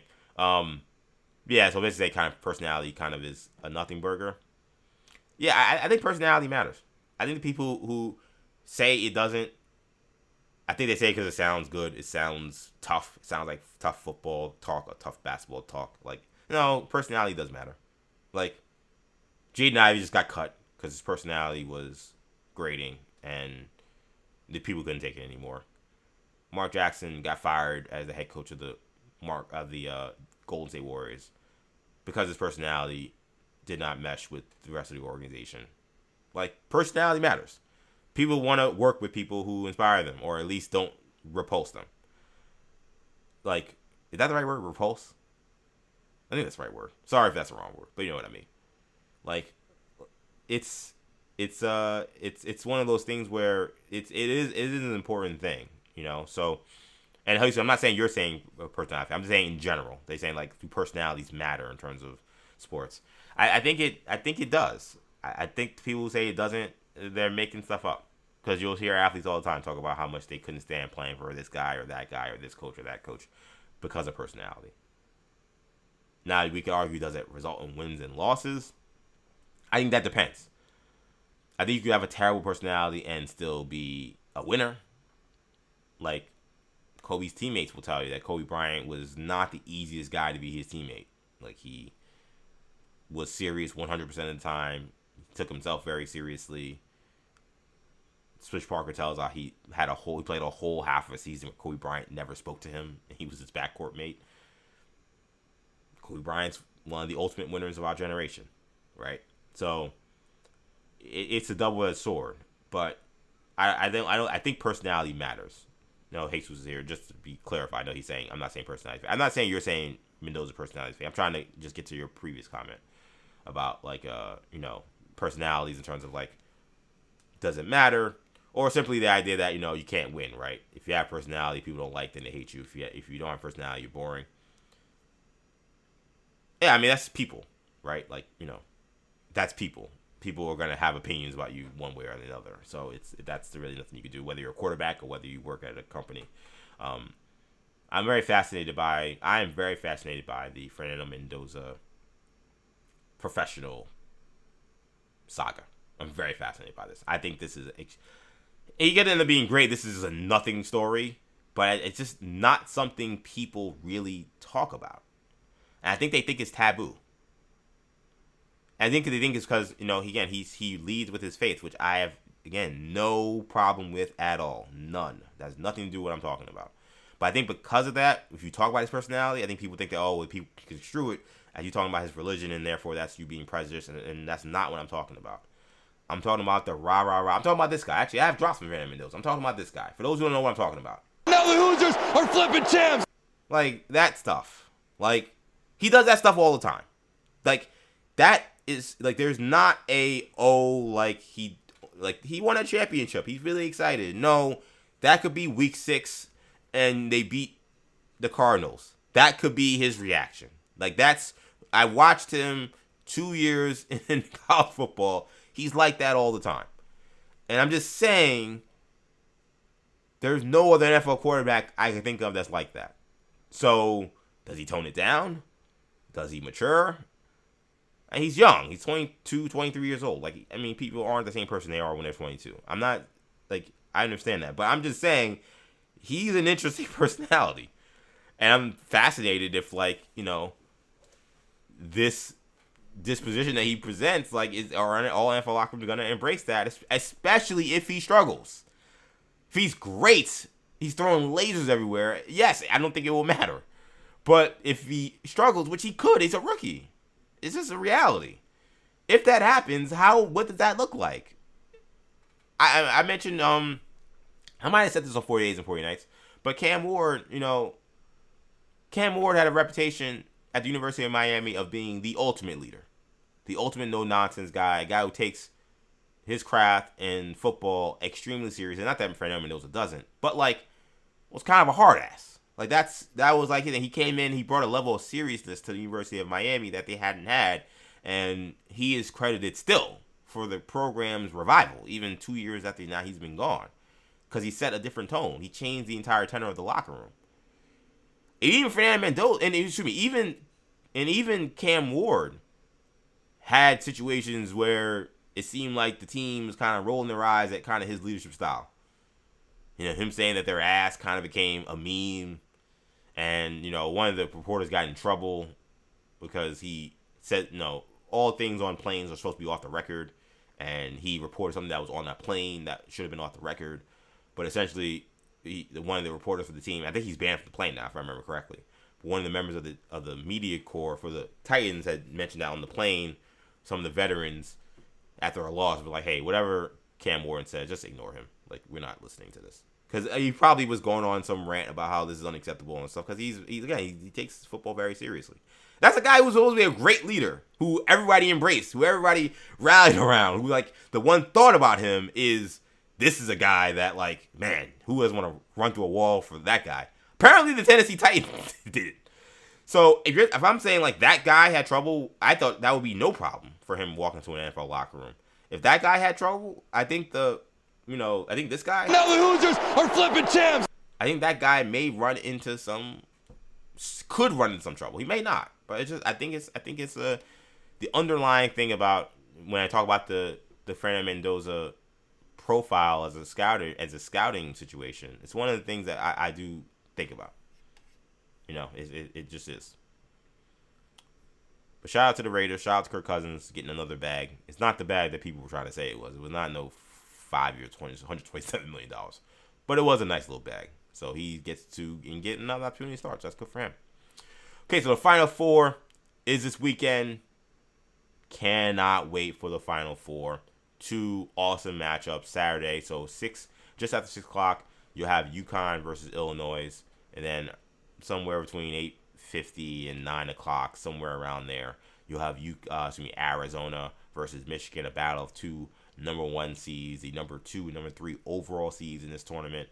I think a lot of folks, though we know how things change and things could be different, but people coming into the Final Four feel like maybe this is the pseudo national championship game happening between Arizona and Michigan, and then the winner will be a prohibitive favorite in the Monday game, in the national championship game against either UConn or Illinois. So this is, I think, an awesome slate. Cannot wait to watch both of these games. Let's break them down. Let's first talk about UConn and Illinois, which is the first game. This is a tough game to call in terms of like who comes out on top. I kind of went back and forth on this one. I think if you're talking about, UConn, obviously they're trying to kind of use that momentum catapult from the Braylon Mullins prayer. Prayer is probably harsh. I mean, he shot that with confidence. The just miraculous shot that he hit from 35 feet out to send them to the Final Four after the turnover from Duke to seal Duke's collapse and seal UConn's ticket to Indianapolis, hoping to use that momentum, carrying it into this Final Four matchup where they'll face, obviously, an Illinois team who has never had problems with offense, but defense had been some of their issues and has all of a sudden turned into an elite defensive team, at least for the last 3 games. Each of the last 3 games, Houston, Iowa, and VCU, not in that order. It was VCU, Houston, then Iowa. All those games, they allowed less than 60 points. The shooting percentage was low for each of those teams that they played. They've played absolute stellar defense over the last stretch of the season, which was shocking considering, again, defense became one of their big issues towards the end of the season. So when I think about X factors for this game, if I think about UConn, obviously people will run to Harris Reed, but I actually think the X factor in this one is going to be Alex Karaban. Karaban actually hit a huge shot in that late in that game. I think UConn was down 4. I think he hit a 3 to cut it to 1, which would end up being massive, obviously, because it cut it to 1. Duke came down, missed the free throw that made it a 2-point game. Or I forgot how it worked out, but he cut it to 1 late in the game, and that was a huge 3. He had not shot the ball well in that game. But I think Alex Karaban is going to be crucial. He is UConn's most seasoned veteran player. He's been a starter and a key contributor on both of their national championship teams under the Dan Hurley era. He has played a ton of basketball. He ranks near the top of all-time UConn stats because of just the amount of time he spent at the program. And I think, to me, UConn is at its most dangerous offensively when he is involved. When he provides that inside-out presence to complement Harris Reed, and their front court is clicking like with those 2 guys, Harris Reed inside, Karaban outside, threes, driving to the paint, his overall kind of pick-and-pop game. He's a versatile offensive player. When he is going, UConn is extremely tough to stop. Because, again, if you can't send doubles to Harris Reed because Karaban shooting deep from 3, or they're able to get Karaban rolling offensively, and then you got to start shading more stuff towards him. It just allows other guys to get easier looks, easier driving lanes. Karaban, who struggled a lot in that Duke game, it's why I think they were down so badly. He played poorly for most of the game. Again, hit a big shot in the last minute of the game. I think he's going to be crucial for this matchup, especially because I think Illinois has kind of an awkward matchup with him. Mirkovic will probably guard him for a lot of the game, but when Mirkovic is out, they have a lot of kind of big 7-foot kind of lumbering guys. Like they play big. They're a massive team. A lot of guys who do shoot on the perimeter and are comfortable playing on the perimeter, but kind of unique matchups. So are these guys be able to run and because UConn does a lot of very complicated sets to get Karaban open for open jump shots, open looks. Are they going to be able to run with him and move with him? And how does this UConn defense, or really this Illinois defense that has played so well? Now, they did a good job with similar players at Iowa, but how do they do covering Karaban? I think is going to be a key part in this game. I think Karaban is going to be a good player to watch. And then for the Illinois Fighting Illini, guy I'm looking at is Kylan Boswell, who is essentially the co-point guard with Keaton Wagler, who is the all-world star for Illinois. I expect UConn to send as many guys as possible and deny Wagler the ball as much as they can. I don't know how much that strategy has really worked against Illinois. I feel like both Iowa, especially Houston, really tried to do that. They hedged really hard. They blitzed a lot of ball action screens. Illinois was very good at finding open guys and moving the ball when teams did that, and they just come accustomed to it because they've seen teams try to do this all year. I assume that UConn's not going to go away from that. They're definitely not going to let Keaton Wagler beat them. So assuming that does happen, I think pace is going to be very important in this game. So it's why it's going to be up to Boswell, who's going to have a lot of ball handling responsibilities, to make sure the pace is still fast. I think Illinois wins this game if Illinois is able to get the pace up and down. UConn, for being a typically a pretty efficient offense, I think this has become a team that's a half-court team. And this is not a team that's going to run a run with Illinois, who they're one of the highest scoring, most efficient offenses in all college basketball, despite the fact that they're a pretty big team. I think that pace is going to be super important and not getting this game super bogged down into the half court. They were able to kind of get away and run away from Houston because they started to get the ball in open court in the second half to start that second half, and that's when they really bloomed that lead. They're going to have to do the same, I think, against UConn. So Boswell controlling the pace. He's kind of the forgotten guard in the backcourt. Could we talk about, obviously, Stojakovic and, of course, Wagler? I think he's going to be a key part in this game. He's got to control the pace. He's got to get the team moving. And when they start to take the ball away from Wagler, he's got to be aggressive with finding his shot and pushing the tempo. Comes to a prediction for this one. It's a really close call. I'm going to lean Illinois. I really hate betting against Dan Hurley and UConn's championship pedigree, especially against a team and a program that hasn't been here in 20 plus years.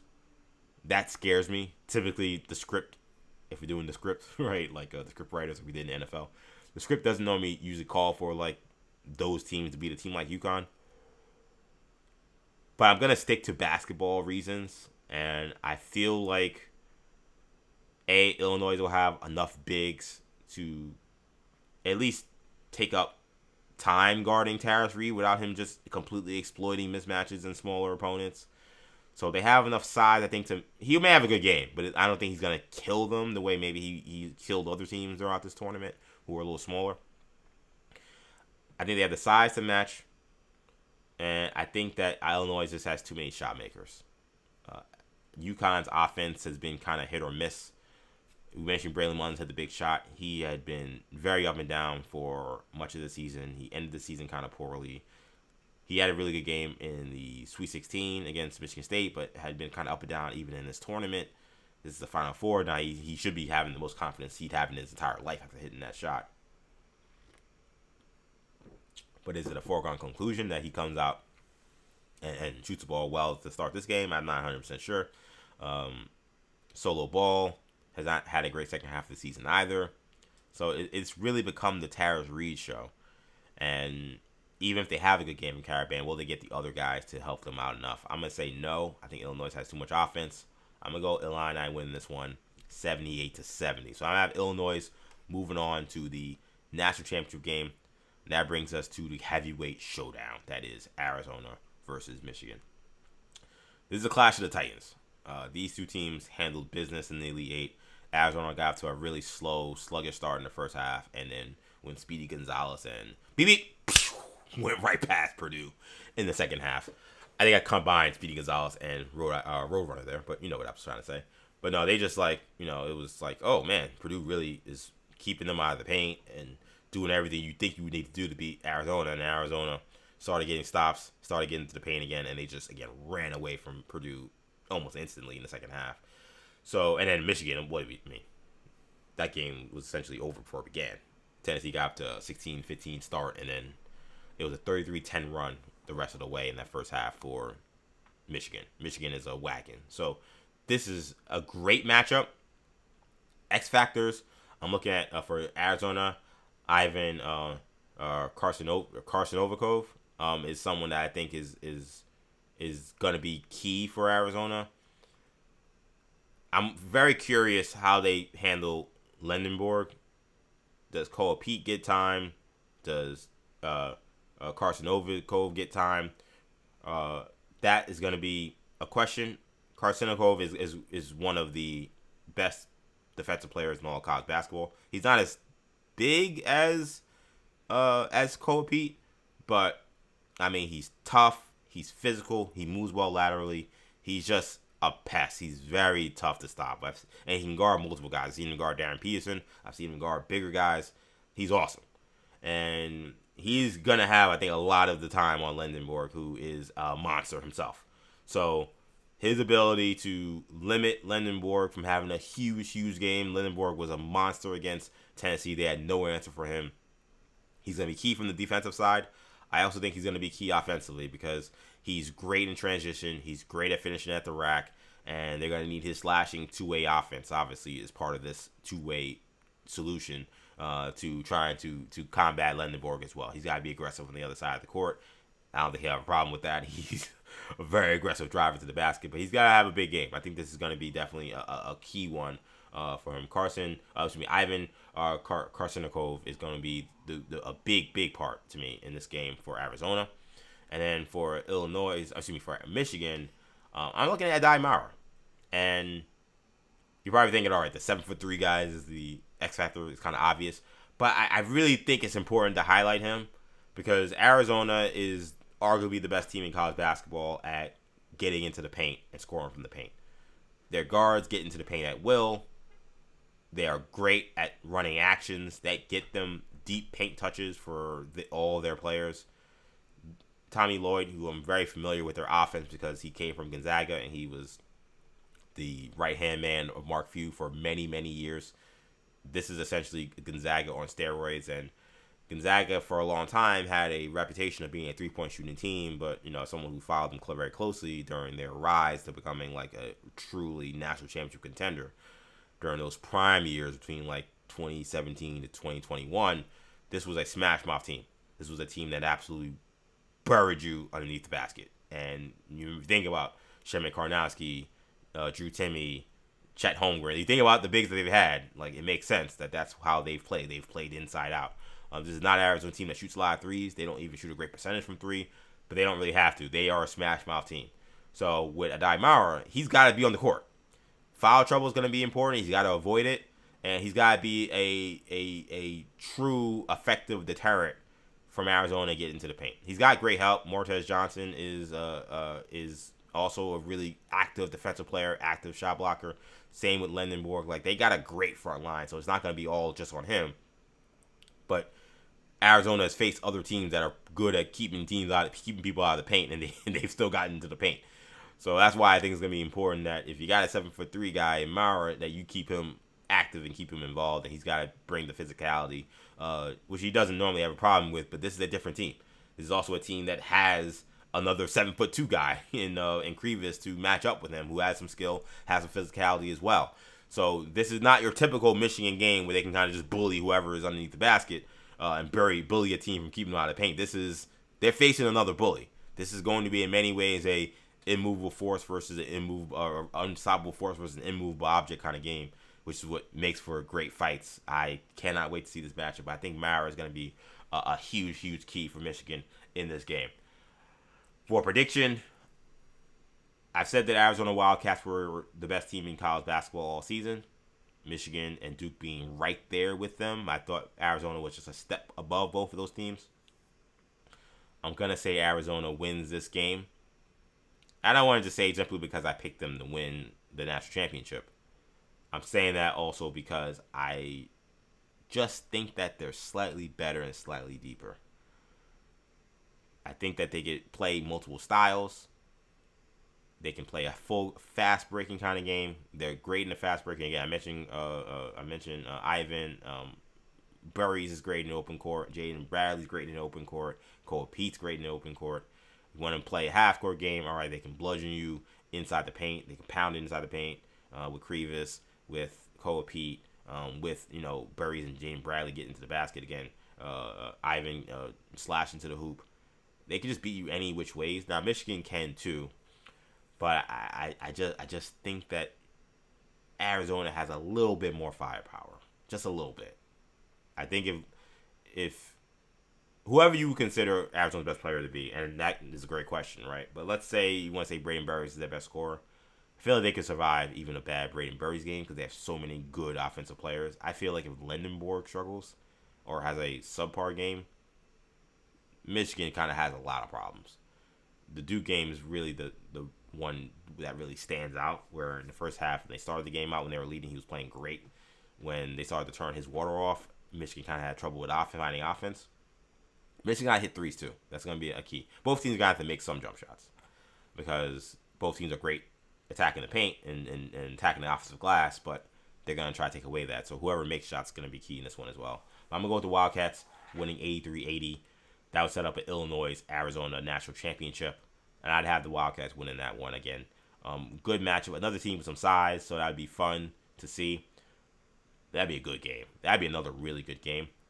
Illinois has the kind of firepower to stay with a team like Arizona, but again, I think Arizona's ability to consistently get good shots, which has been a tough for anybody to stop all year, will probably be too much for Illinois. A defense that has improved a lot, but will be really, really tested. That's a stress test playing against this Arizona offense. So I would lean Arizona in the national championship game against Illinois. So I have Arizona come out of this Final Four, winning the national championship. 40 days and counting with EJ Stewart here, streaming live on YouTube. Jesus saying he's got UConn versus Michigan. So entirely different matchup. This is fine. I think these are close games, man. I didn't see the spread for these, but I think coming into, I know last week, I don't know the line move, but last week, Illinois was a 1.5 point favorite, which I was a little surprised by. Not because I didn't think they deserved it. I think that I have them winning, and I think I have them covering technically. But I just thought Dan Hurley, UConn, Final Four atmosphere, team with the pedigree. I would assume that Vegas would have given them some points just off of that. But maybe they didn't. Maybe they just still feel like Illinois is a better team, which is possible. Illinois is a 1.5 point favorite. Michigan is a 1.5 point favorite against Arizona. So these are little close games. This is what you want for a Final Four. You're not talking about some super David meets Goliath. Like, I think for the Final Four, we always talk about how important Cinderellas are to March Madness. And they are very important. But I think the deeper you get into the tournament, the more it's important you have the blue bloods and the high talent, high efficiency teams make it. Because now at this point, you want to see the highest quality of games. Because now you're talking about championship level games. So sometimes when we've had the Loyola Chicagos and the George Masons, some of those teams that have made it to the Final Four, as great as those stories were, their Final Four games were kind of awful. Butler won some games, so you can't really say anything bad about Butler, even if those games were not fun to watch. But they won, so whatever. But even them, like, those games weren't great to watch. So I think these are going to be good, fun teams to watch playing in the Final Four. So I think we'll get our money's worth when it comes to this standpoint. Getting these quality teams playing for a national championship is going to be a lot of fun. That takes place 6:09 on TBS. I'm wondering if I should say this. I'll say it. Why not again? Again, most authentic version of EJ, right? I don't know why. I kind of wish they would put the Final Four on a channel that's more like natural to me watching sports. Like, maybe it's unfair, but like during the regular season of Major League Baseball, I don't really watch a lot of those TBS games.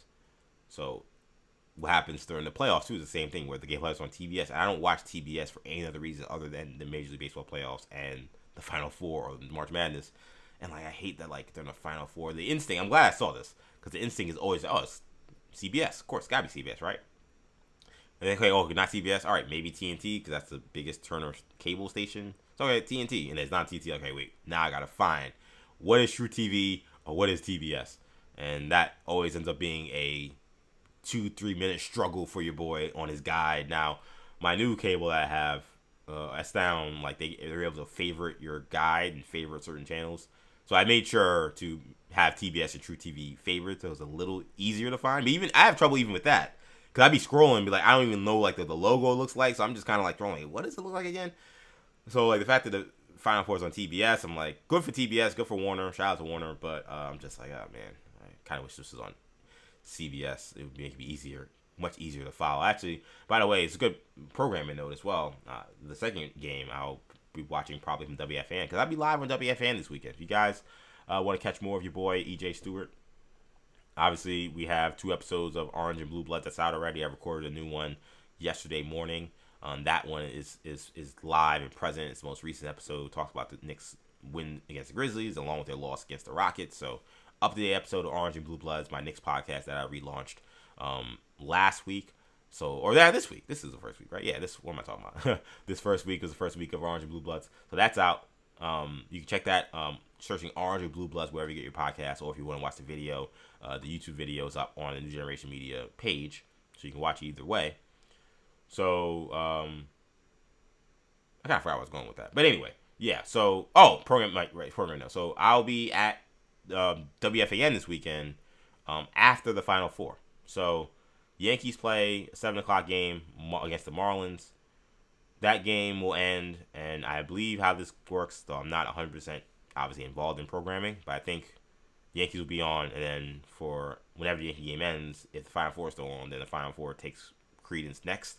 So then you'll have Westwood One's call the Final Four on WFAN on 101.9 FM. So once the Final Four ends and the post game for Westwood One ends, then you'll catch me, your boy EJ Stewart. You'll be able to catch me on WFAN. So what time that will be is kind of TBD just because of the nature of the beast. Right now, they're saying this could be 8:49 start. That typically would mean I probably would start sometime around, if this game ends around 10:50, 10:40, probably start around 11:15, 11:20. But of course, the first game could go in overtime. These games could end up being weird. A lot of timeouts, a lot of pauses for breaks. A lot of things can go weird. So, I don't want to be beholden to a time. I'm actually literally not beholden to the time right now. But I should know definitely by at least tomorrow when I'm ending. But it should be on sometime around 11:30-ish till about either 4 or 5 o'clock a.m. So overnight for your boy EJ Stewart, live on WFAN. So we'll get into a lot of stuff that we haven't talked about today on 40 Days of 40 Days. So we'll get into the Mets struggles. Everybody getting on Francisco Lindor, man. They got to get off my guy Lindor. What are we doing? It's 7 games into the season, and people are saying get rid of him already, which I told you was going to happen. I said that Francisco Lindor, the Mets better get off to a good start because, number one, Francisco Lindor, if he struggles early on, is going to be a whipping boy if the team is losing.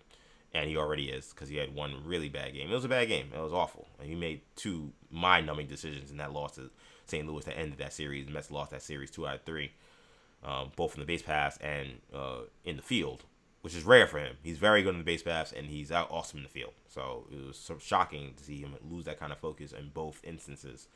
So struggles in the field. He hasn't been hitting as well. He's getting on base. He's walking a ton, but he's not hitting.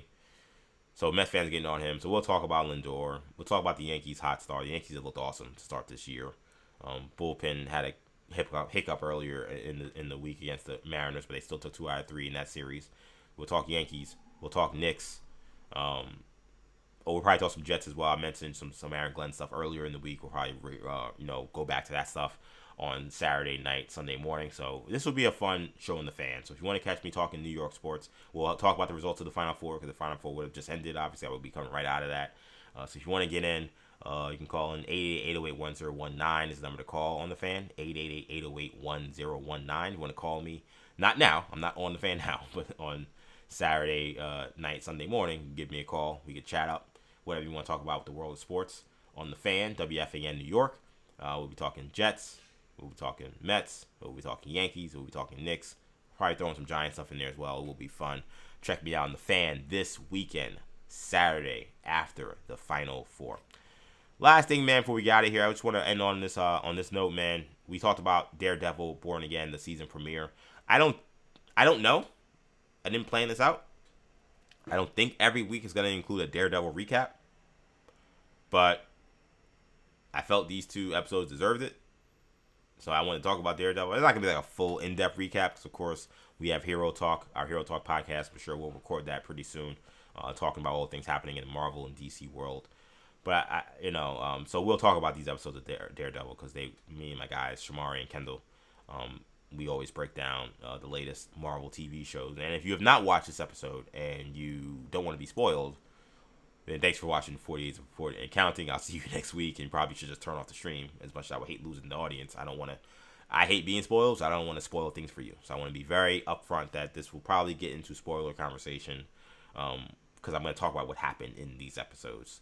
I'm not going super, super in-depth. I'm not going to talk about this for 30, 40 minutes, but I do want to just give you my thoughts on it. So just spoiler warning. And if you don't care, some people actually like hearing spoilers because then they want to go back and watch it. Ooh, EJ said that was cool. Let me go back and watch it. Like, they want to be convinced to watch something. So some people like spoilers. So if you're all for that, that's great. I don't really care either way. But I don't want to spoil it for people who do want to watch it. So just be clear, this will be a spoilers ending to the show. But Daredevil Born Again is really up in the ante here in season 2.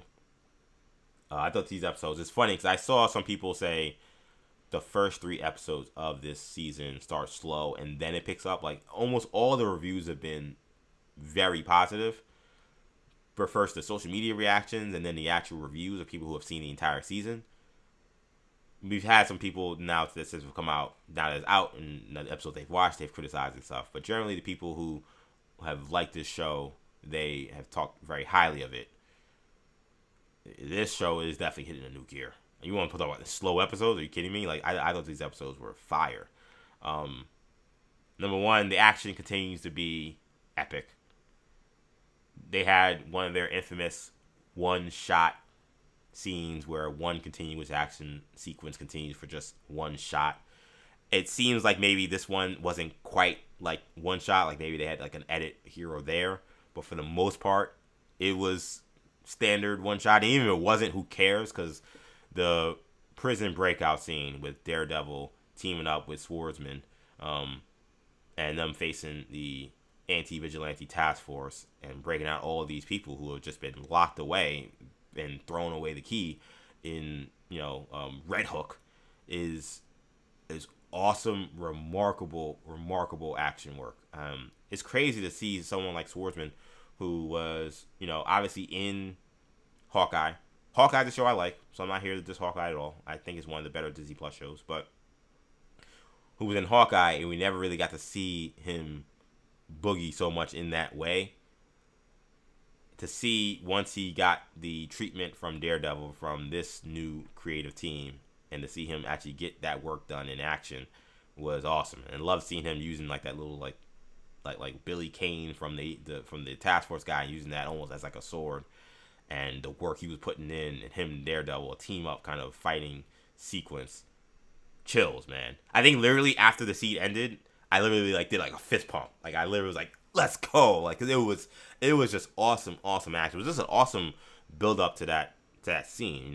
They talked about how impossible it's going to be to get in there, how Daredevil got in there in terms of using the lawyer to using what she heard and what she remembered from going in, because she went in blindfolded, and him using that to know where to go to find where the people were being held.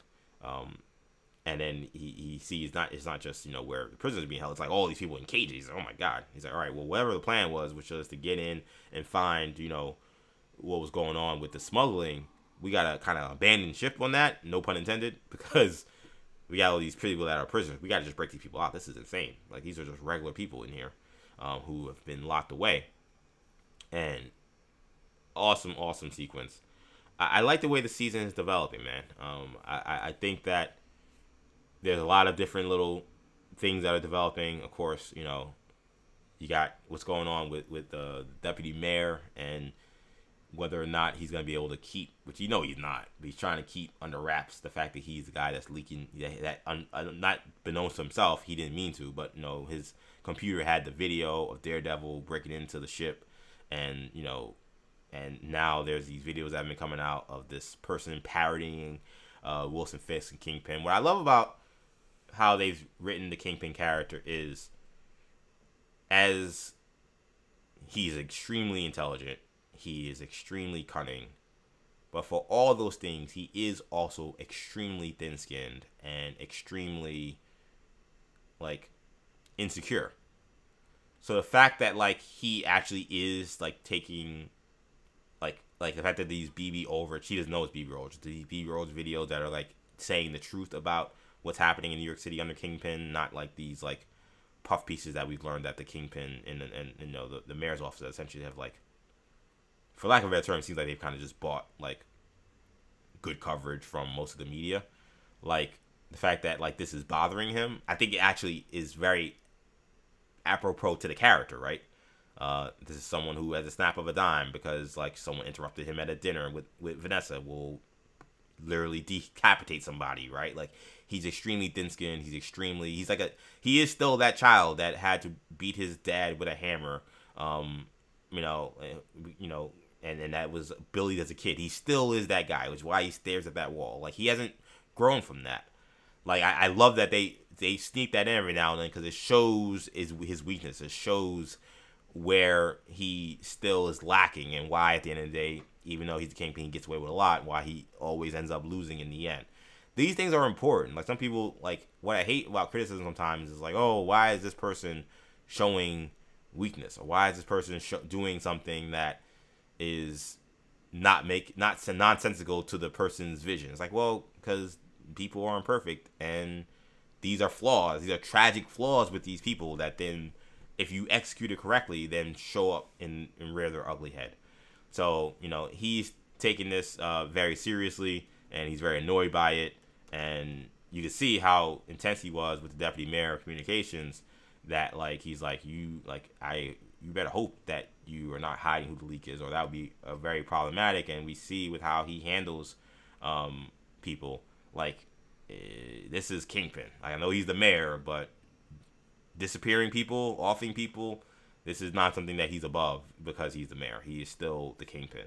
So Daniel, who is the deputy mayor, who realized that this footage was on his computer, and that is likely the way it got leaked. He tried to see if it was BB Aldridge. BB said it wasn't her, but of course he lied because we saw her doing the videos. We now know it's her behind the mask doing these videos with Kingpin.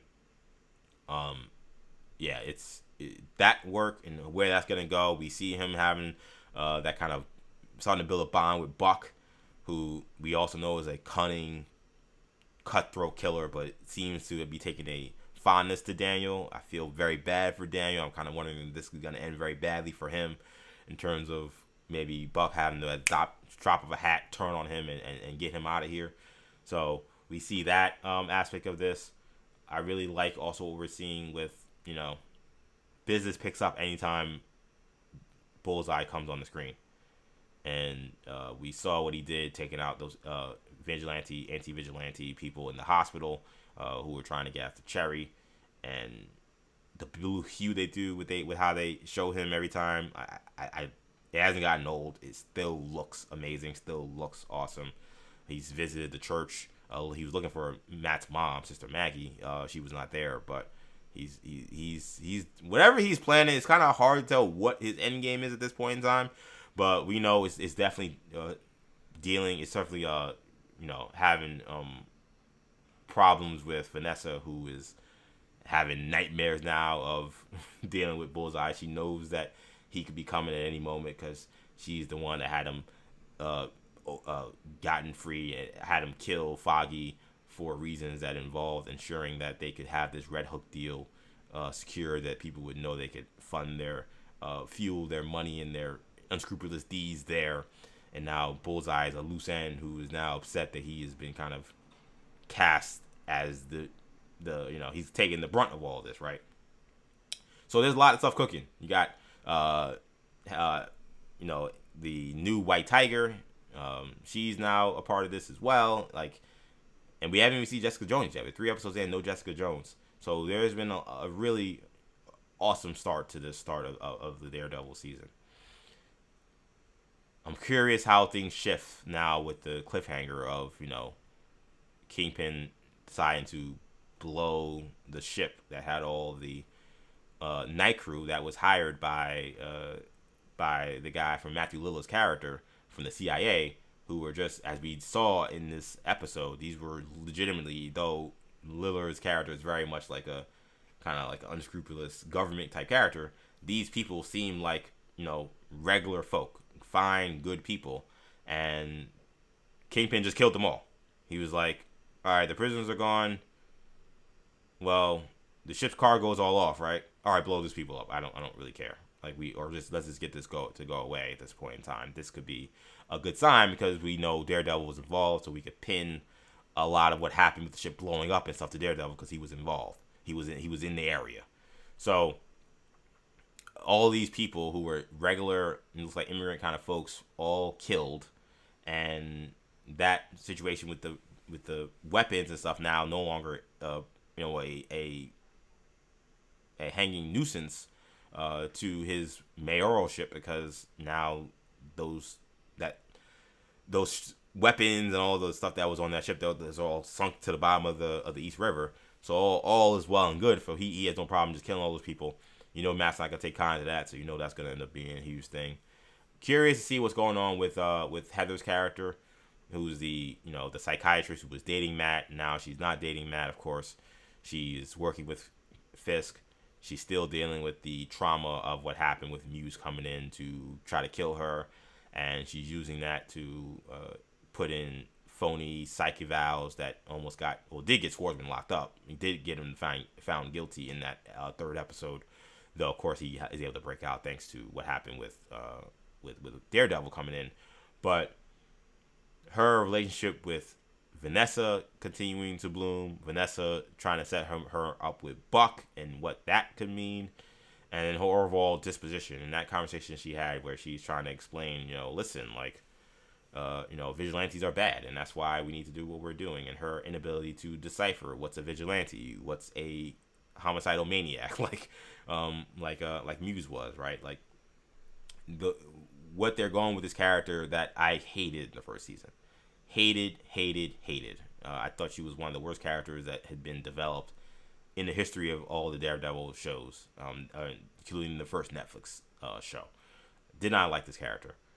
I think they're cooking something unique and interesting with where they're going right now with her, and kind of teasing maybe she becomes Muse, but also teasing that she is now fully entrenched in the Kingpin cabal, and a lot of that stemming from trauma and stemming from fear, which is what is actually a normal reaction and natural reaction for people, that they start to do things. Because some people, there was one tweet that went viral that was like criticizing, well, why would someone who's a doctor, who's so brilliant, not be able to see how she's moving in such an ill-advised way? I'm like, because she has trauma and she's afraid. This is what have you been alive? Have you been watching how people have been moving in the last 10 years in America out of fear, out of not understanding certain things, out of trauma? This is what happens to people, and this is the story that they're telling. I actually felt like the first season didn't feel like they were really telling a story. Maybe part of that was because the Muse stuff got cut out so much, but I didn't see a lot of depth from that character. She seemed like just really a foil for Matt in many ways. Like Matt's, the life he was trying to leave behind of Daredevil that he then had to embrace, which then hurt his relationship with this psychiatrist who seemed like a lovely woman by all accounts. It just seemed to be more of a foil than anything else. She just seemed to be just in the way, which I understand those characters, but there was not a lot of depth there, and I don't love characters that don't really have depth. They're building something better with her, so I'm really excited about maybe where this potentially goes. I'm not sure. I don't want to say I'm all in, but I definitely think that this is heading in the right direction. These were awesome episodes, man. By the way, I said this on Twitter, man. Peter needs to get off his damn Instagram, stop stalking MJ, and get into the game, right? Like, I mean, New York City is a hellhole right now because of Wilson Fisk, and this guy is too busy being sad boy Peter on his Instagram, looking at what MJ is doing at MIT. I'm like, you need to be out there in these streets helping Daredevil. You see Daredevil and all the stuff he's doing on his own, he feels like is Bam Adebayo going for 83, doing it by himself. Like, let's go, Peter, get involved. We know probably some contractual issues as to why he's not involved, but it's just kind of weird to see New York City has gone this bad. It is so, like, I mean, the task force is just coming up, locking up people and terrorizing communities. It's terrible, and it's tough to see. And Peter's nowhere to be found. That's always the trouble with all Marvel content, whether it's movies, TV shows, or even back in the comic books forever is when you have places that are taking place in cities with multiple heroes, or even just in America. It's like, why wouldn't Captain America have an issue with what's happening in New York City and just show up? Like, yo, I gotta figure this out, right? Like, what's going on? Let alone Captain America, who's not even based in New York. What about, again, someone like Spider-Man, who is in New York? They're eventually going to bring in Jessica Jones. We know, okay, she will be involved with this. But then again, the question becomes, where's Luke Cage? Where's Iron Fist? Like, wouldn't they care about the fact that New York City's become basically under martial law with Wilson Fisk running the show? You would think so, but you haven't seen them, right? So it's always the question that you have here. But I love these episodes, man. Season 2 has been, right now, I think a massive hit so far. I think it's only going to get better, too. These episodes were Shoot the Moon, and also The Scales and the Sword were these 2 episodes. Really good stuff. Very fascinated to see how much this is going to pick up. I hear that the action sequences and the story only gets better from here. And I think this is really also, I know they said this kind of ends the Mayor Fist saga. I think this is wrapping up, like, obviously we're still early in the season, but I feel like this is going to crescendo into a good way to close the Mayor Fist saga. Like, I think we've seen a lot of Fisk. I certainly would be fine with now another story, another villain kind of coming into the focus in a much larger way. So this is crescendoing well. The stakes are getting raised in a major way. Season 2 of Daredevil Born Again, absolutely bringing the heat right now, absolutely. And that's gonna be where I leave it here, man. I want to thank you guys so much for checking out this episode of 40 Days and Counting. Big number this morning, 136 viewers live watching 40 Days and Counting this morning. Really appreciate you guys. Again, a large majority of you guys on X checking me out. Love you guys.